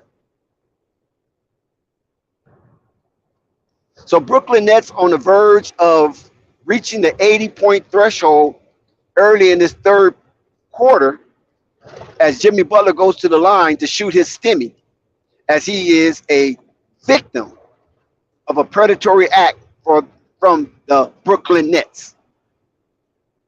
He hits the first stimmy. He's trying to niche into this deficit and bring it to 4. And he does. He successfully brings the deficit to 4. Brooklyn with the ball, challenged by the Miami Heat. And they get it past half court, and they work it to an open man, and they doing the UCLA swing, and nice bucket for the Brooklyn Nets. Oh, my God, that was a beautiful UCLA weave. And Cameron Johnson capitalized as he continued to play outstanding basketball for the Brooklyn Nets. Ooh, Dex, I can't wait for you to see this because I'm ahead of you, and you're going to see what that score looked like later. You about to see it. Uh-oh.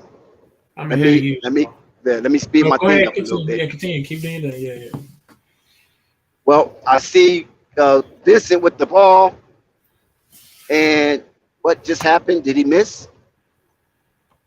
Oh, from the corner. 84-75. Cameron is just pouring it on as he is displaying outstanding basketball. Brooklyn goes up 9, and they went up 9 fast coming out of the break down by 3. So that's a 12-point swing for the Brooklyn Nets, and Hero looks like a 0 on that play, and Spoelstra looks bewildered. Like, what the hell is happening? Has a hurricane came into the building? There go my homeboy Jock Vaughn barking out instructions. He got his boys up by 9 early, and here comes Brooklyn back on the attack as the Miami Heat goes into a zone, and the shot is up, and it's oh my God! Oh, the repercussion of the zone. Oh my God! Finley Smith with the aerial inclusion on the Miami Heat slams it down hard with the exclamation point. Yeah. Pay attention to that score, Dex. 86-75. Brooklyn is up by 11. Oh my God, have the tides have changed, and Brooklyn has the ball, and they're coming for more. It doesn't stop. Yep. Nice little Jimmy inside the restricted area. It's a 13-point ball game. Miami is collapsing right before our eyes, and this could be at the worst time ever inside their own building. We know it's spring break down in Miami. Did Miami go to Wet Willie's before this game? And here come Brooklyn for more. Wait, he shoots. Yep. Oh, my goodness. A scoring barrage. Spencer Dinwiddie capitalizes off the slagging defense and hit a three-pointer from beyond the arc, 91-75. This game is out of control early. 16-point lead for the Brooklyn Nets, and they were down by 3 at halftime. A 19-point swing for the Brooklyn Nets. And Miami needs answers, and they need answers fast. Rafe? How about that, Dex? You saw what I saw. I was waiting for you to get there, and look at that, man. A minute ago, the Nets was under, and they took that huge commanding lead. Big gap. Unbelievable. When you look at that, Nets was a minute ago under in halftime, losing. Man, them Nets took that lead. And then Nets, the highest scorer right now is still Cameron Johnson with 23. The highest score is Max Struss on the Heat with 23. How about that? Shout out to Anthony Alvarado. We see you. We see you, my man. Keep holding it down there in the chat.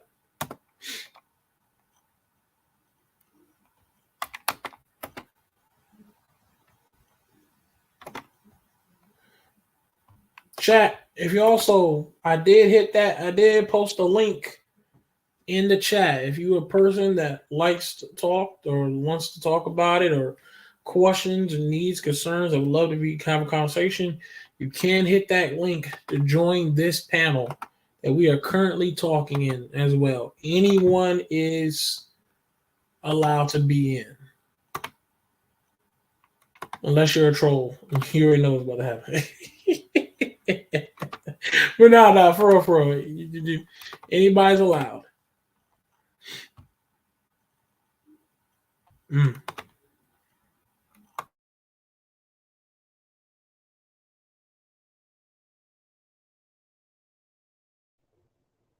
Yeah, the Brooklyn Nets have shown tremendous fight. We talked about the leadership of Jock Vaughn being a chip off the old block of Greg Popovich and those tough as nails San Antonio Spurs, as he was a player and assistant coach on that staff. And now he is the head coach of the Brooklyn Nets for the second time after KD gave him his blessings. Then KD jerked out and Kyrie left, and the Brooklyn Nets seemed like they was in turmoil. And then all of a sudden the chaos of Ben Simmons hit the news block, and the tumultuous season continued for the Brooklyn Nets. And now the Brooklyn Nets were once the second seed, find themselves now as the seventh seed, but they're still relevant in the extended season scenario, and they're trying to boost themselves up to the sixth or the fifth seed based on their play. And tonight looks like the beginning of another win for the Brooklyn Nets. But wait, the Miami Heat have a lot to say about this, and it's not over until the Fat Lady sings down here in South Beach. As we look now, Miami's with the ball. They're coming out of the break. Bam Adebayo down in the post. It looks like they have a different strategy coming into this offensive set, and it does not work. Brooklyn gets the carom off the front of the rim, and here comes Brooklyn again. Oh, the attack, a sneak attack. Oh, my God. It looks like it's either a foul or a block, as, oh, my God, Matt Strus might be tagged with the foul on Cameron Johnson. Oh, wait a minute. It went in. No way. He made the shot. Wow, what kind of acrobats. My goodness, that was beautiful.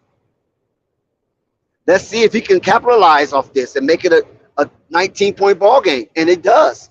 It's an official 19-point ball game with 4 minutes and 22 seconds left to go in the third quarter. Man, what a scoring explosion from the Brooklyn Nets in this third quarter.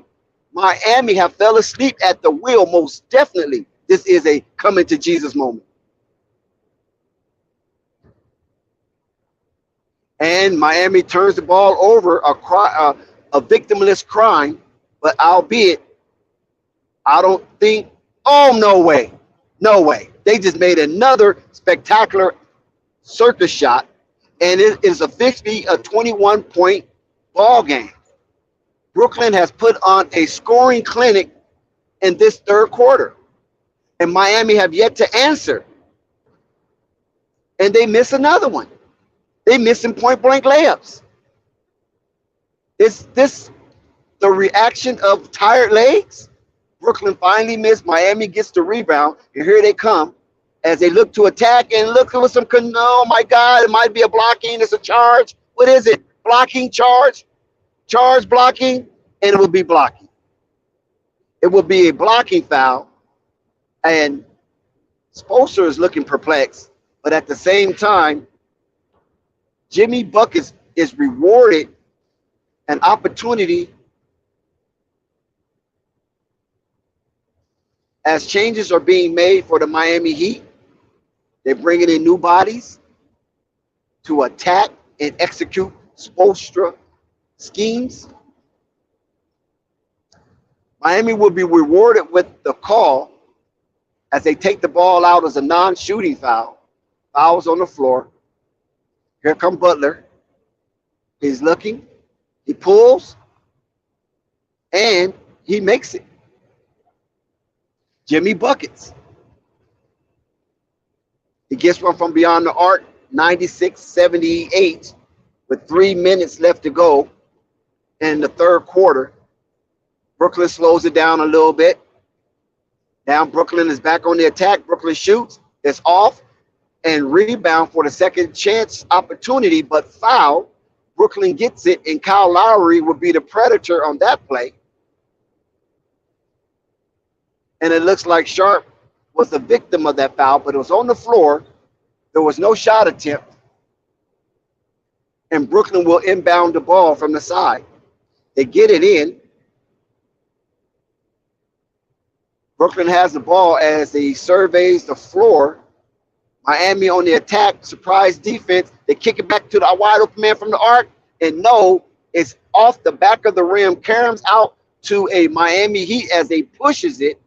And three-point shot, no. So now both teams are bricking. And the real estate in Miami is very elite. So all the bricks they are laying, they could build a house by the beach. Here comes Brooklyn, them boys from North. Oh, nice. Nice charge and challenge from Spencer Dinwiddie. And he gets the bucket. And Brooklyn Nets are showing that they are relentless. And they have no mercy for the Miami Heat. And Jimmy comes back and scores. So Jimmy is trying to keep his team active and alive. And hopefully they could make a comeback. But it's going to be surreal if that was to happen. But it starts one bucket at a time. And Miami is being reckless with this basketball as they turn it over. Oh, no! Brooklyn, do not be reckless. They did what Miami attempted to do, was to throw a long-distance alley-oop and execute it. And they do with Sharper. So there is a whistle blown. Finley Smith looks like he fouled Butler. Butler is being a bully out here, and he is taking it to the Brooklyn Nets defense. But Butler's going to need some of that help he had in the first two periods where Strauss and Hero was raining in buckets. So they need that same output in this quarter and the following quarter to get this game back level on this seesaw. Butler with the stimmy, yes, count that. And they're trying to creep back slowly. It's a 17-point game, but guess what? Brooklyn has reached the 100-point threshold, and most teams with 200 normally wins, and we still got a minute left to go in the third quarter, and Brooklyn is at 100 points. Miami is not a big scoring team, so this is going to be a very uphill battle for Miami to eclipse this 17-point deficit.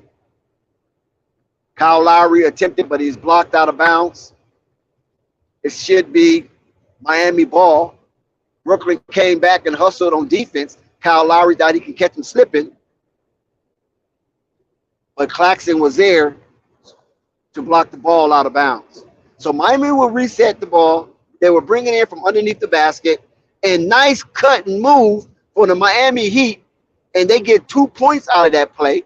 As the fast clock is engaged, it's 45 seconds left to go until the fourth quarter begins. And Brooklyn with the ball, and they will slow play this one out because they don't want to leave no time on the clock for Miami to do any damage. So they're going to leave Miami to approximately one possession clock. And Brooklyn scores. No, they miss it. It came out. Miami got the ball back, Oh my God. And Miami can have it for the last shot. Devastating break for Miami. So Brooklyn will have the ball. He shoots the three wide open. Oh, and it's off. And they get the ball again, and he scores. Oh my God, Miami is falling asleep at the wheel. So Miami will get a chance for the last second shot, and he drives and he dribbles and he shoots, and it looks like there's a foul. 102-85, 4 seconds left. Caleb went to challenge the trees down there in the restricted area for Brooklyn, and he's rewarded with 2 stimmies with 4 seconds left. So Miami will shoot with no time running, and Caleb makes the first shot. He's set to shoot the second shot, and this is what Miami wanted, to score with no time drifting off the clock. So if he makes this one, Brooklyn will have 4 seconds to try to put the ball in the bucket.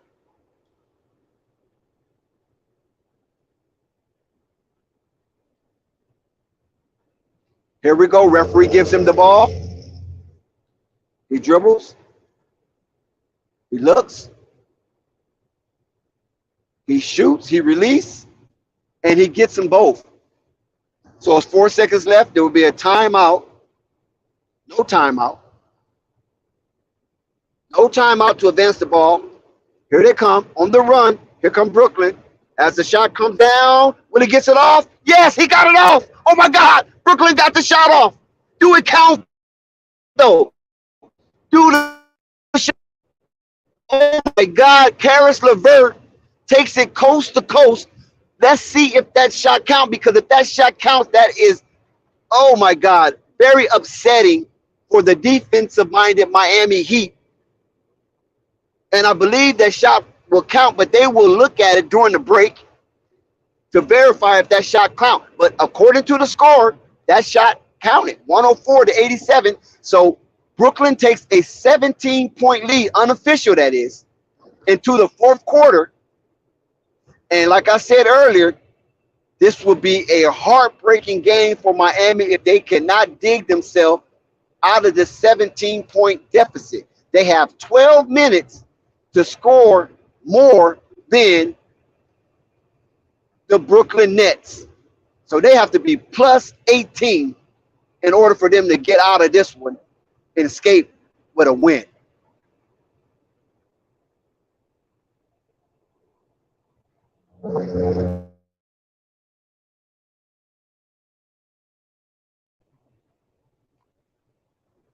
So Brooklyn have found themselves in a dire straits. They have been losing. They have been getting bad news after bad news as far as their prominent players. 2 of them jetted out on the first thing smoking during the trade deadline. And the last marquee player in Ben Simmons is out for back surgery. So he will not come back this season. So Brooklyn do not have any of the stars they had at the trade deadline.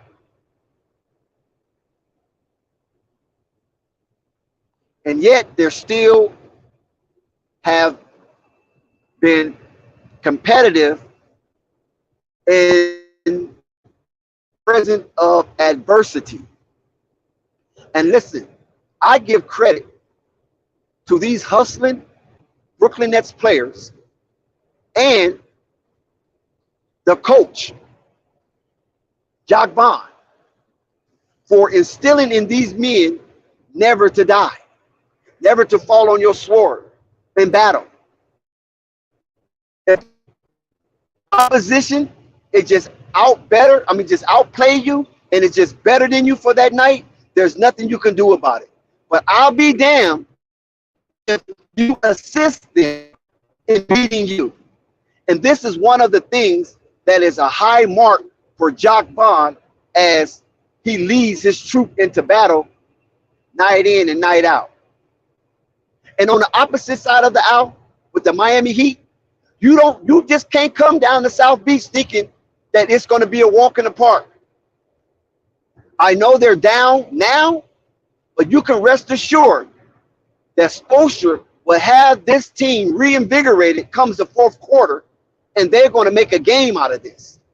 I can't guarantee they will come all the way back and be a plus 18 in the fourth quarter, but I'll be damned if they're going to sit here and let Brooklyn come in as a no-name team and put a whipping on your hero, your Bam, and your buckets.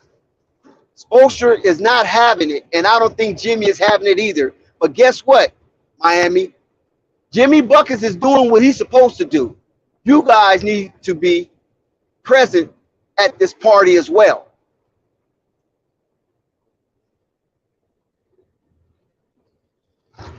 As we begin the fourth quarter officially, and that shot did count, 106-87.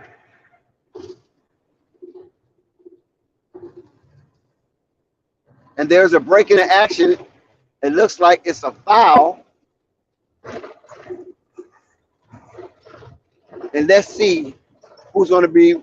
Yeah, they go to the stimmy line, and he makes it. So it's 107. He makes the and one. He capitalized off the important play for the Brooklyn Nets. It seemed like Brooklyn Nets want this more.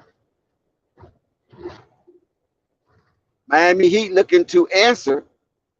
But do Miami Heat have an answer? Yes, they do. Kyle Lowry, the old vet, is making his presence known.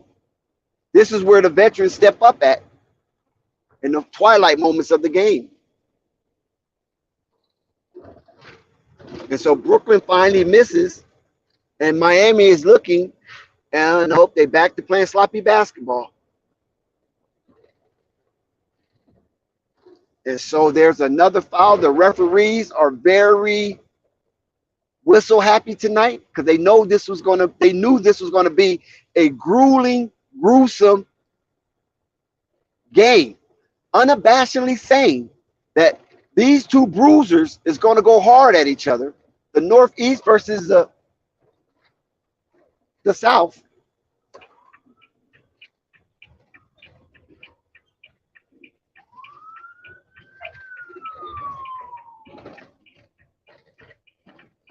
And so far, the Northeast is getting the better of the Southeast. And they're piling it on. 19-point lead. Their biggest lead of the night for Brooklyn was 21, and the largest lead of the night for the Heat was 12. And Brooklyn seems to be a little more faster to the 50-50 balls. And Miami just seemed to be a little winded.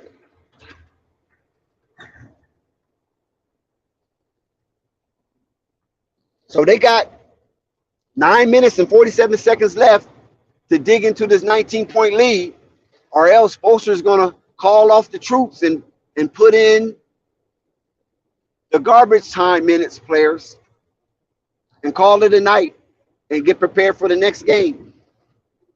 And this would be a tremendous win for Brooklyn. As we called it early before the game in the pregame show, that Brooklyn would definitely get up under that 6-point margin that the odd makers are giving them. And they will show that they can increase their testicle fortitude against the Miami Heat. Because one thing we have to remember, the Brooklyn Nets already beat this team twice. So if they win tonight, they win the season series and holds the tiebreaker. So this is why the implication for this game was massive, especially for the Miami Heat. So there's no way if they lose tonight, speaking of Miami,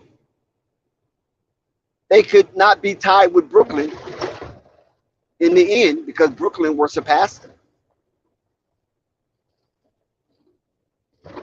We got 9 minutes left to go for Miami to make a surge towards this league, and Hero is becoming active again. as we reach a break in the action. Tyler Hero definitely is going to have to be very impactful in shooting the ball in this last 9 minutes of this game. Matt Strus as well, because they cannot just match buckets with the Brooklyn Nets. And that's what they're doing kind of right now, is matching buckets for buckets. That's not going to get you a win. That's not going to get you over the hump. You're going to have to score and stop your opponent from scoring. And Miami is going to have to dig real deep into this damn near insurmountable lead, because that's what it appears to be. Because Brooklyn is not letting up. They're still being relentless. They're still bringing a lot of energy into this ball game. So Miami going to have to match that and more in order to overcome this massive deficit.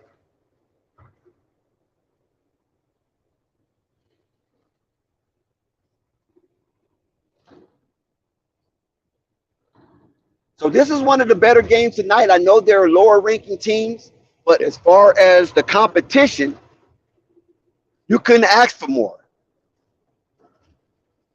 Because these two worlds are colliding, Northeast versus Southeast, New York versus Miami. There's a lot of interchangeables in these two geographical locations. A lot of people from Miami wants to go to New York, and a lot of people from New York want to go to Miami. So that 95 corridor is a back and forth travel spot. And now they're colliding right here on this 94 feet parquet floor right before our eyes, live on Flight Sports TV YouTube live stream channel. And like I said, if you're feeling a little giphy, don't be ashamed. Don't be ashamed to jangle some change and hit that Cash App, hit that PayPal, hit that Super Chat, and let the world know that you want to be a brick in the wall in building something spectacular towards an exuberant experience. And that's what we want to offer you with the most inner fibers of our being, is an exuberant experience, something that you can take with you as a memorable moment here at Flight Sports TV live stream channel. And if you haven't subscribed, please subscribe. Hit that like bell, hit that notification so you won't miss one iota of an exuberant experience.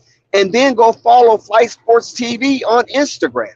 It's the same name, Flight Sports TV.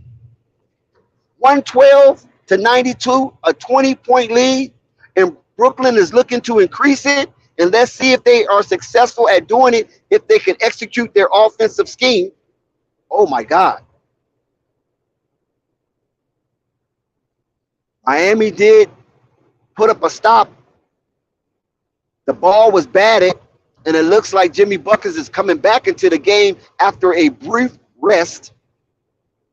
And Miami will have control of the ball as the referee gives the ball into Kyle Lowry as he throws it in.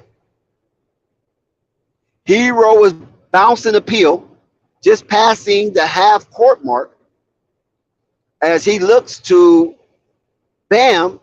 He gets it back, shoot it over to Kyle. They shoot it to the corner, and no, they do not hit the three as the ball bounced out of bounds, and the ball will belong to the Brooklyn Nets as Jimmy Butler is putting up threes this game, and that's what he's going to have to do, 3s to 2s. Now, keep in mind that the Brooklyn Nets is playing without Steph Curry. He was unavailable tonight. That would have been another 3-point threat for the Brooklyn Nets, but they're going to have to play this one without him, and they're doing very well. I haven't seen a Patty Mills sighting as well. A brief Joe Harris sighting, but it mainly just been the Brooklyn boys that started the game. And these Brooklyn boys are standing up. And as they increase their lead to 22, 114 to 92, Miami Heat have yet to reach the 100-point threshold.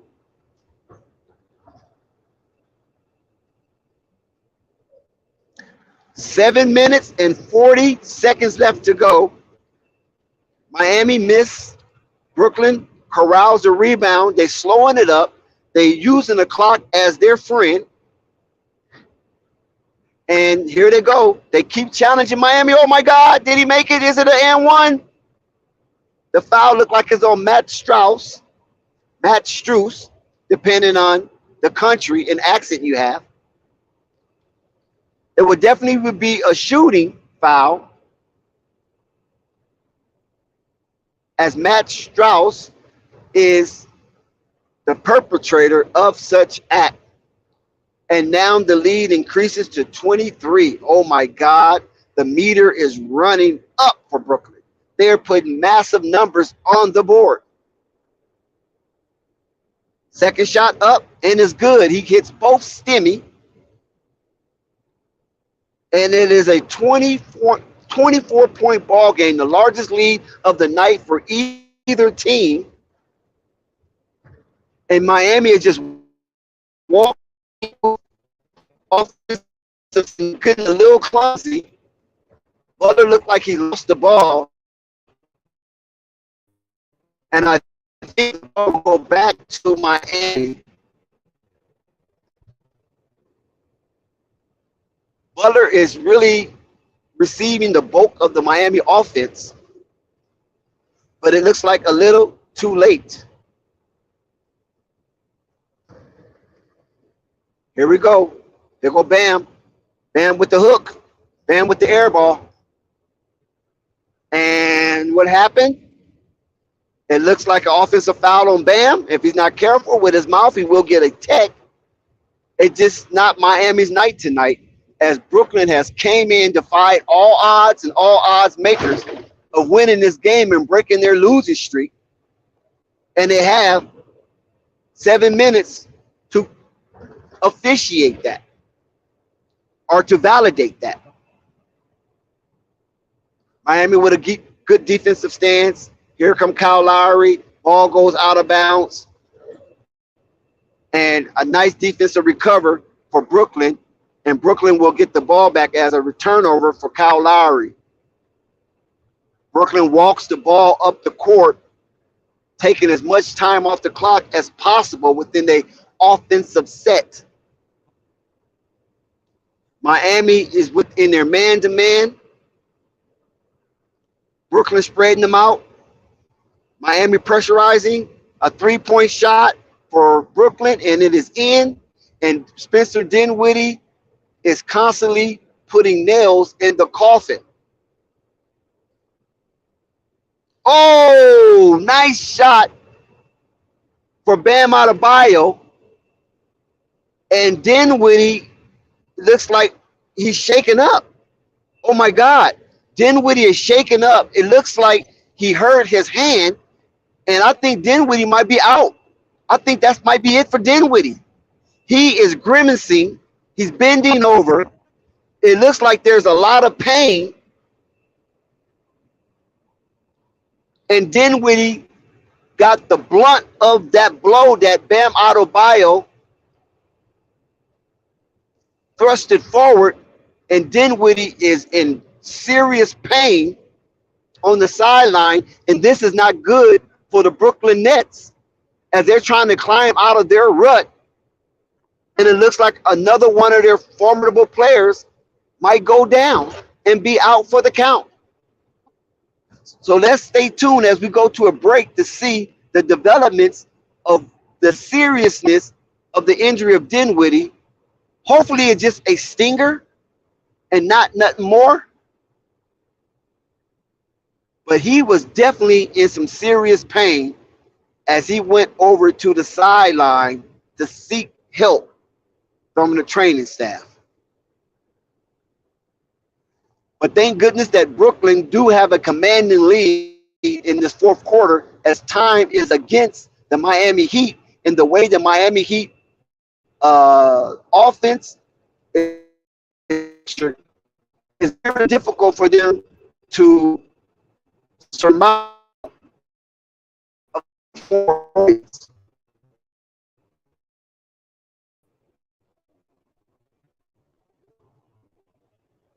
Salute, Chance. What's up, my brother?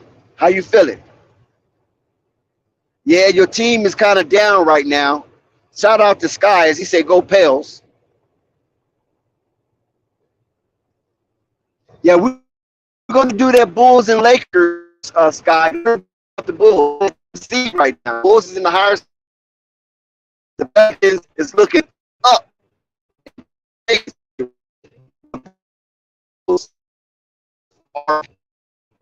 The Bulls control their destiny, but the man have the tide have changed. The Pelicans went from first to worst in a half season.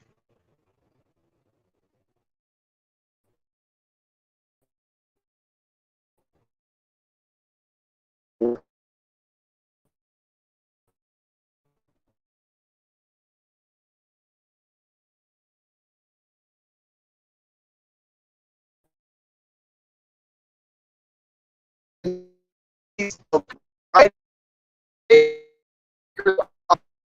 And with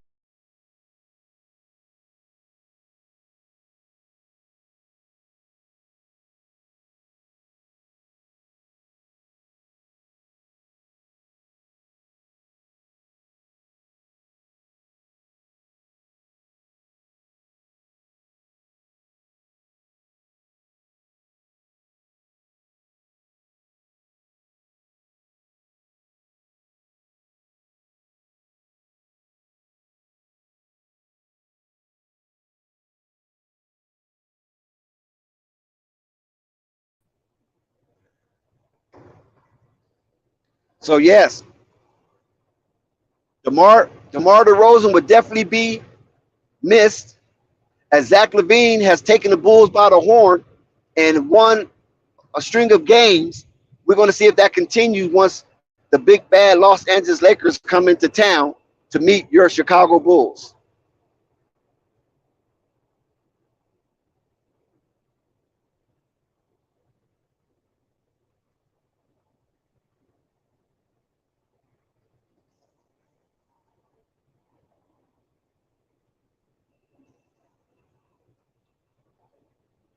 As there's a break in the action temporarily,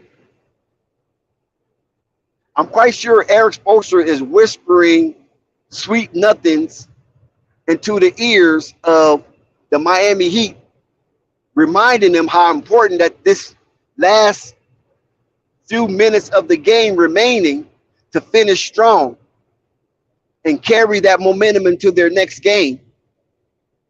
Because this one seemed like it's far from winning, and the lead appears to be insurmountable for the Miami Heat based on the way they spread out their offense throughout the game. The Miami Heat really doesn't have an explosive offense. I mean, they have to be raining threes like the Weather Girls sung Raining Men. And it's going to be very difficult for the Miami Heat to put up that many numbers on the board with such minimal amount of time on the clock.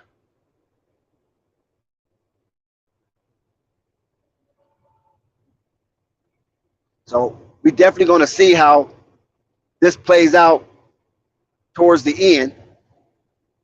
Miami started out very strong. I mean, they built the lead to 12. And then Brooklyn woke up out of this slumber and dug into that lead. And at the break, halftime, they were only down by 3. And then they came out the break with a torrid scoring barrage and buried the Heat in just that one quarter. They were plus 19 in the third quarter. So I can imagine what the box score would look like. And that's where the Heat basically folded and had a collapse because they was not able to answer that scoring barrage that was demonstrated by the Brooklyn Nets. So those boys up north came down and kind of slapped around the boys down south.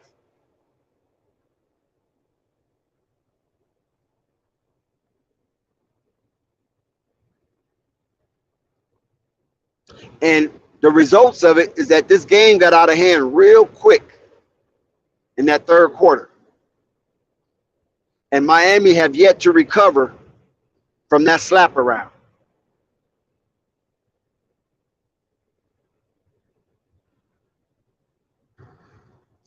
And that just shows how well the Brooklyn Nets responds and hearken to the voice of their captain, Jacques Vaughn.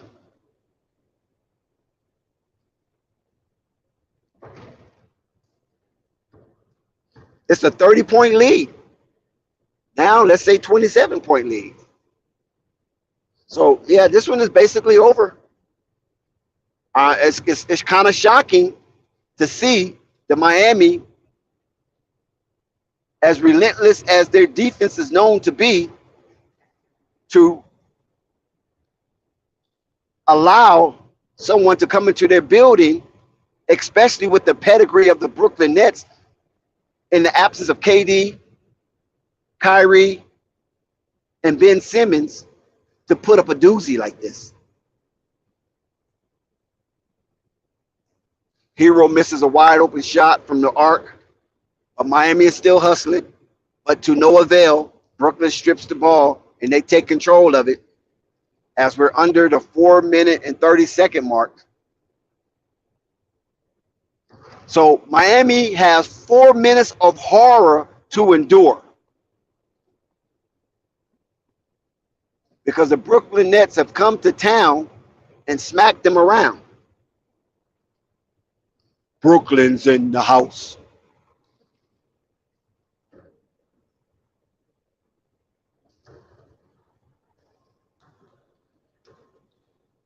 Miami scores 124 to 97. 27-point lead. Brooklyn with the ball as they dance around with the peel by the logo. Miami is still playing tough defense. And Brooklyn shoots, they miss, and it looks like the ball carom, and it will go to the Miami Heat as we reach the 3-minute, 30-second threshold. And it looks like Spoelstra might have surrendered, and he's calling his dogs off the court and putting in the surplants. And it looks like Brooklyn is doing the same. So maybe the remainder of this game is going to be the surplants. So forgive me if I do not know some of these players, because they're going so deep into their roster that they just a few players away from putting in G Leaguers. Brooklyn do have the ball. Brooklyn's put up a three, and nope. And you know these guys going to come out gunning. I just don't see them keeping up with the offensive sets that the starters have. So these guys are going to try to put up some numbers so they can go tell their girlfriends and their wives and their kids and their parents that they played in the game down in South Beach and they was on the board. So if you follow any of these surplants or remnants on Instagram, you're going to see in that story that they was in the game. Yeah, the stadium have basically depleted. And a lot of the Miami faithfuls, as you has known, Miami from the past, those people love to leave early. They try to beat that traffic because you know that Miami traffic is really hectic. Coming off that, I believe, that 195 to the 95 and to the 595, wrapping around Davie and coming out of Fort Lauderdale and Hollywood, Florida. That traffic is crazy. So by the Miami Heat being down the way they're down, I don't know if it's going to be too much extra partying on South Beach, but spring break is in full swing down in Miami. I done seen some people that I knew down there and watched their Snapchat, and boy, are they swinging down there in South Beach. So let's all pray that everybody stays safe down there. I remember my days down in South Beach, having my little beach parties and hotel swim parties. And you know how it gets down in South Beach. For those who know, them hotel parties, sometimes some of them are exclusive and some of them are open to the public.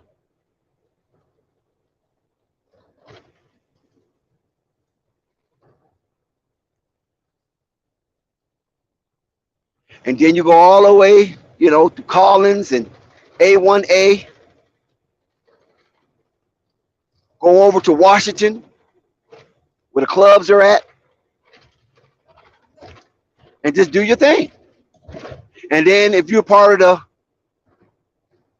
the other, you go to Biscayne and party over at Biscayne, over at the market, because they got it going on over there too. Over in the art district, over by Overtown, Overton, they got it going on down there. That's the more yuppie crowd over at the art district. And what makes it so mind-boggling about that art district, soon as you cross the tracks, you in danger zone. That's crazy. And then you start seeing them little youngsters on them bicycles. And when you start seeing them little youngsters on them bicycles, you already know what time it is. So you have to be very careful when you cross them tracks once you get in that art district. I went to the Miami Art Basel Festival, and boy, was it crazy. I didn't never know, because LA have an art district as well, but it's not like Miami Art District. Because Miami, when they have that Art Basel down there, you have so much artistry all over the place and parties galore. I mean, everybody is so friendly. It's amazing how much friendship they offer you in that Art Basel, at least when I was going down there. Because I was going in the early days of Art Basel. Now it might be so wild, they might have everything fenced off. But when I was going, it was wide open. Everywhere in that art district was wide open. And everybody's inviting you in to see art displays and art exhibits and things of that nature. And it was spectacular. But it have grown since the times that I've been down there. And it is more elaborate and more expensive. As its score is 128-97. 1 minute, 29 seconds left to go. Now, Miami was blistered by those boys up north. I'm talking about ooh, ooh, pity. Looks like the boys from New York City came down to the southernmost part of the United States, Florida, South Beach. You know that area. And got a spanking. They spanked Miami. And man, did the Brooklyn Nets defy the odd makers, because Brooklyn came in as a 6-point dog. And like I told you guys when you in the stream earlier, take the points if you're going to lay some chalk. If you're going to put some skin in the game, take those 6 points and run with it. I'm talking about put everything on it. Your mortgage, everything. Man, you double up. Now you can afford your spring break trip with your family, with your girl, with your kids, if you did that. You know what I'm saying? You can go down to Cabo. You can go to Cancun or whatever your spring break destination is. So that was a golden opportunity missed if you felt that we were just up here capping. Because not only did they cover the spread, they won outright. So they hit the money line, and that money line was big. The Brooklyn Nets. Brooklyn's in the house. Brooklyn, stand up. You know what they say about them Brooklyn boys? It might take a little time to get used to.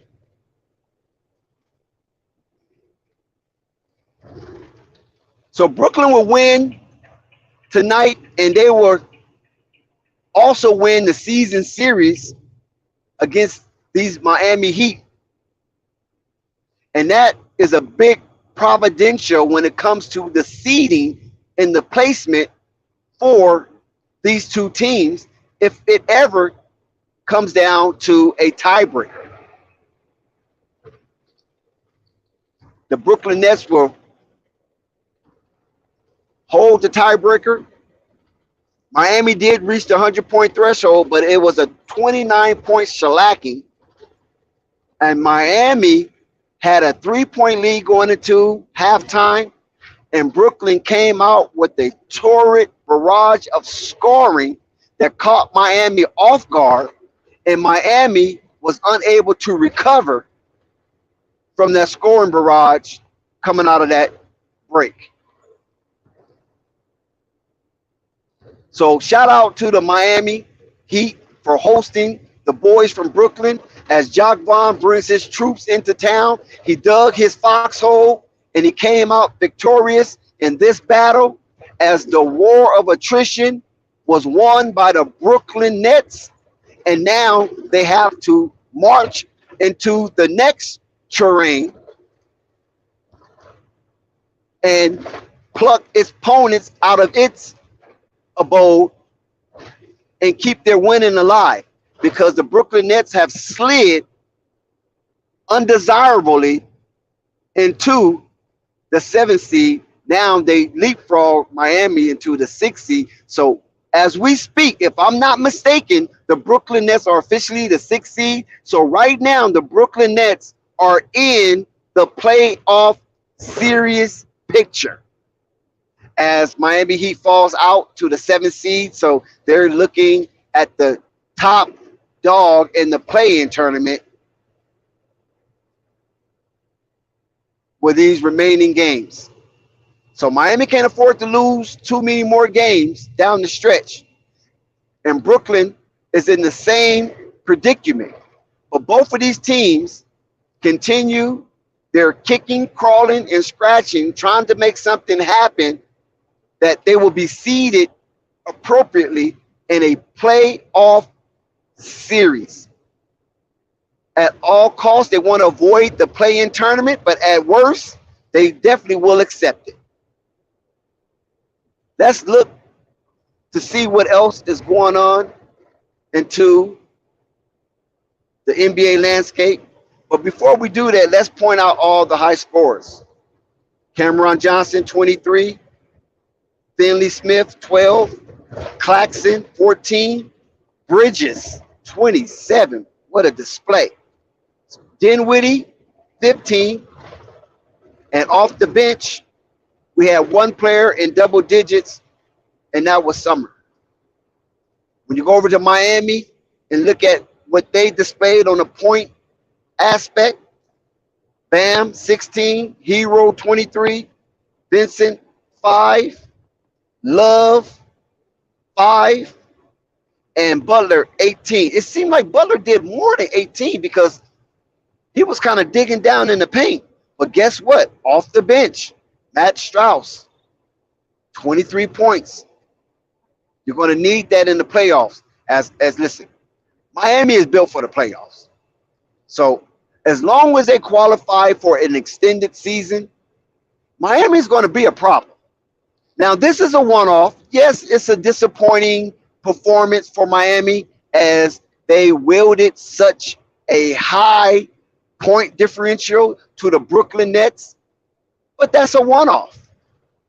But in a 7-game series, this team is definitely fortified. The Miami Heat is going to get you some playoff series victories. We've seen it for many years.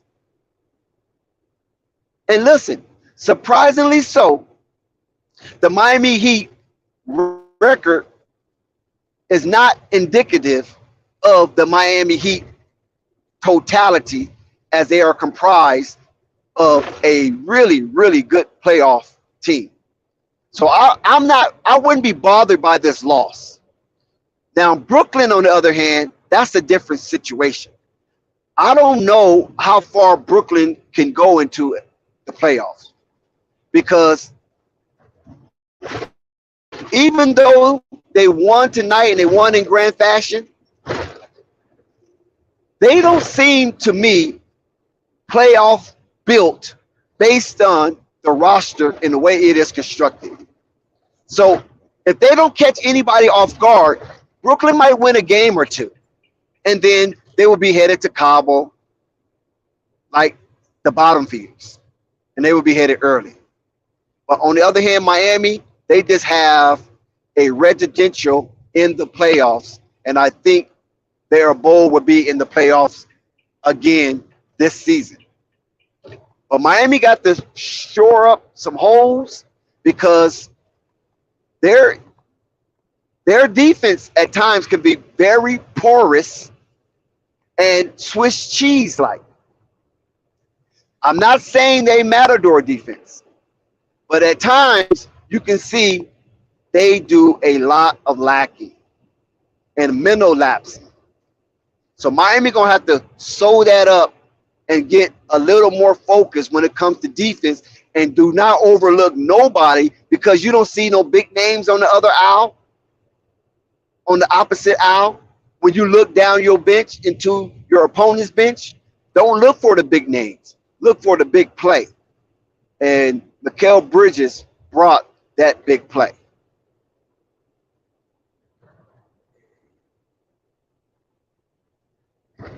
So salute to everybody that pulled up to the stream to witness the Miami Heat being destroyed by those Brooklyn boys. You know what they say about them Brooklyn boys. It takes a lot to get used to. So maybe, just maybe, Jacques Vaughn might be the voice of the future for the Brooklyn Nets. And maybe Joe Tsai can stay the hell out the way. I mean, come on. Stop acting like you're a commie. Let it be free. Decentralization. That's what it's all about. Stop trying to micromanage. And we might be able to get a little more grander from the Brooklyn organization. So let's run down what's been happening in the NBA tonight. Because we had some few games, some marquee games on the schedule, as this was one of them, as the Nets takes down the Miami Heat down in South Beach, 129-100. But there's other games that was on the slate for tonight as well. The Atlanta Hawks and the Pacers, 143-130. Atlanta pulls that one out. We got games in action right now. Kings and Jazz. Kings with the early lead by 4, 32-28. Sixers, Suns. Sixers with a narrow deficit. Suns is up early, 28-24 as the first quarter ends in that one. And then you have the matchup of the two conference leaders, the heavyweights of the NBA. The Milwaukee Bucks and the Denver Nuggets, and the Denver Nuggets are up in that one by 6, 84 to by 7 now, and as they just clicked over one. In the third period, 85-78. You got two candidates in this game, and Jokic is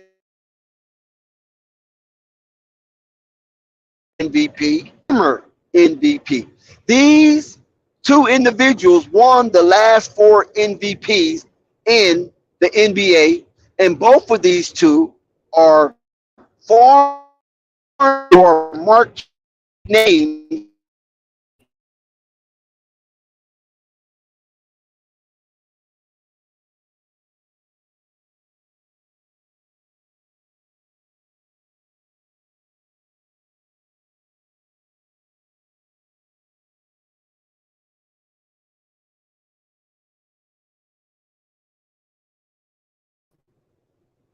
Milwaukee have already passed the threshold of a 50-game win season. And Denver, if they win tonight, they will be the first team in the Western Conference to accomplish such feat as a 50-game win season as well. There's only 2 teams that have done it thus far, and both of those teams are in the Eastern Conference. And that is Milwaukee with the best record in the NBA, and Boston with the second best record in the NBA. And both of these teams have clinched playoff slots.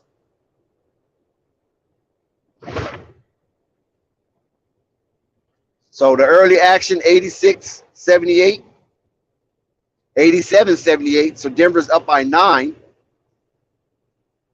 As I look onto that game, we're going to see if Joker can hold off Giannis, which is a difficult task at hand. And speaking of Joker, he just missed a shot. But yeah, so big ups to everybody at Flight Sports TV. I thank you once again for being a part of the stream. It's a much delight for us here at Flight Sports TV. And check us out for tomorrow. We will be back tomorrow again. So I don't know if there's anybody else is left, but I'm gonna have to chime on out, brothers and sisters. And shout out to everybody that pulled up: Rap God, Thunder, Lamont, Isaiah, Chance, Jessica, Sky, Alfred, Rave, No Panic, Stan Hope, Alvarado, you know, all the faithfuls at Flight Sports TV, Marquez, aka Toxic T, Malaya, shout out to you.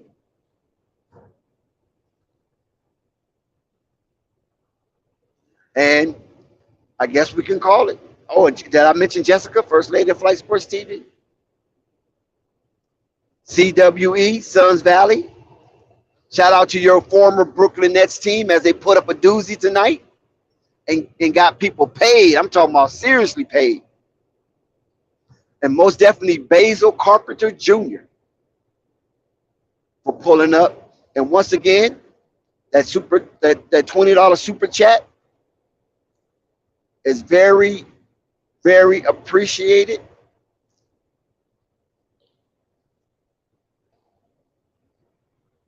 So everybody, I don't want to hold you because, you know, I can talk forever. You guys already know the deal when it comes to me.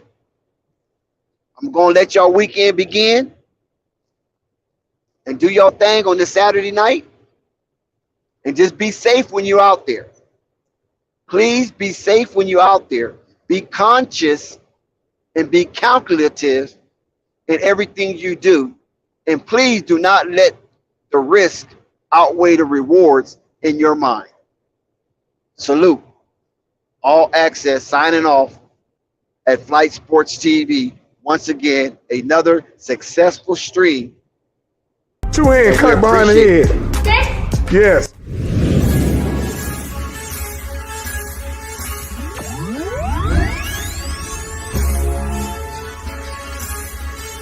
This is Holly Heat of the Hot Seat with Holly Heat, and this is Flight Sports TV. 129.9 pounds. Undefeated. He has 7 wins. 6 of his 7 wins come by way of knockout.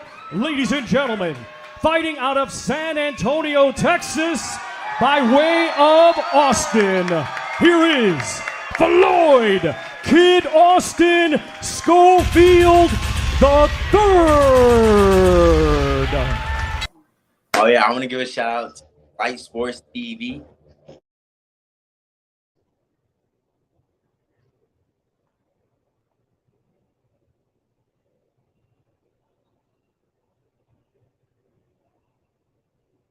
You know how we get down. We love it, baby. They know us down. Flight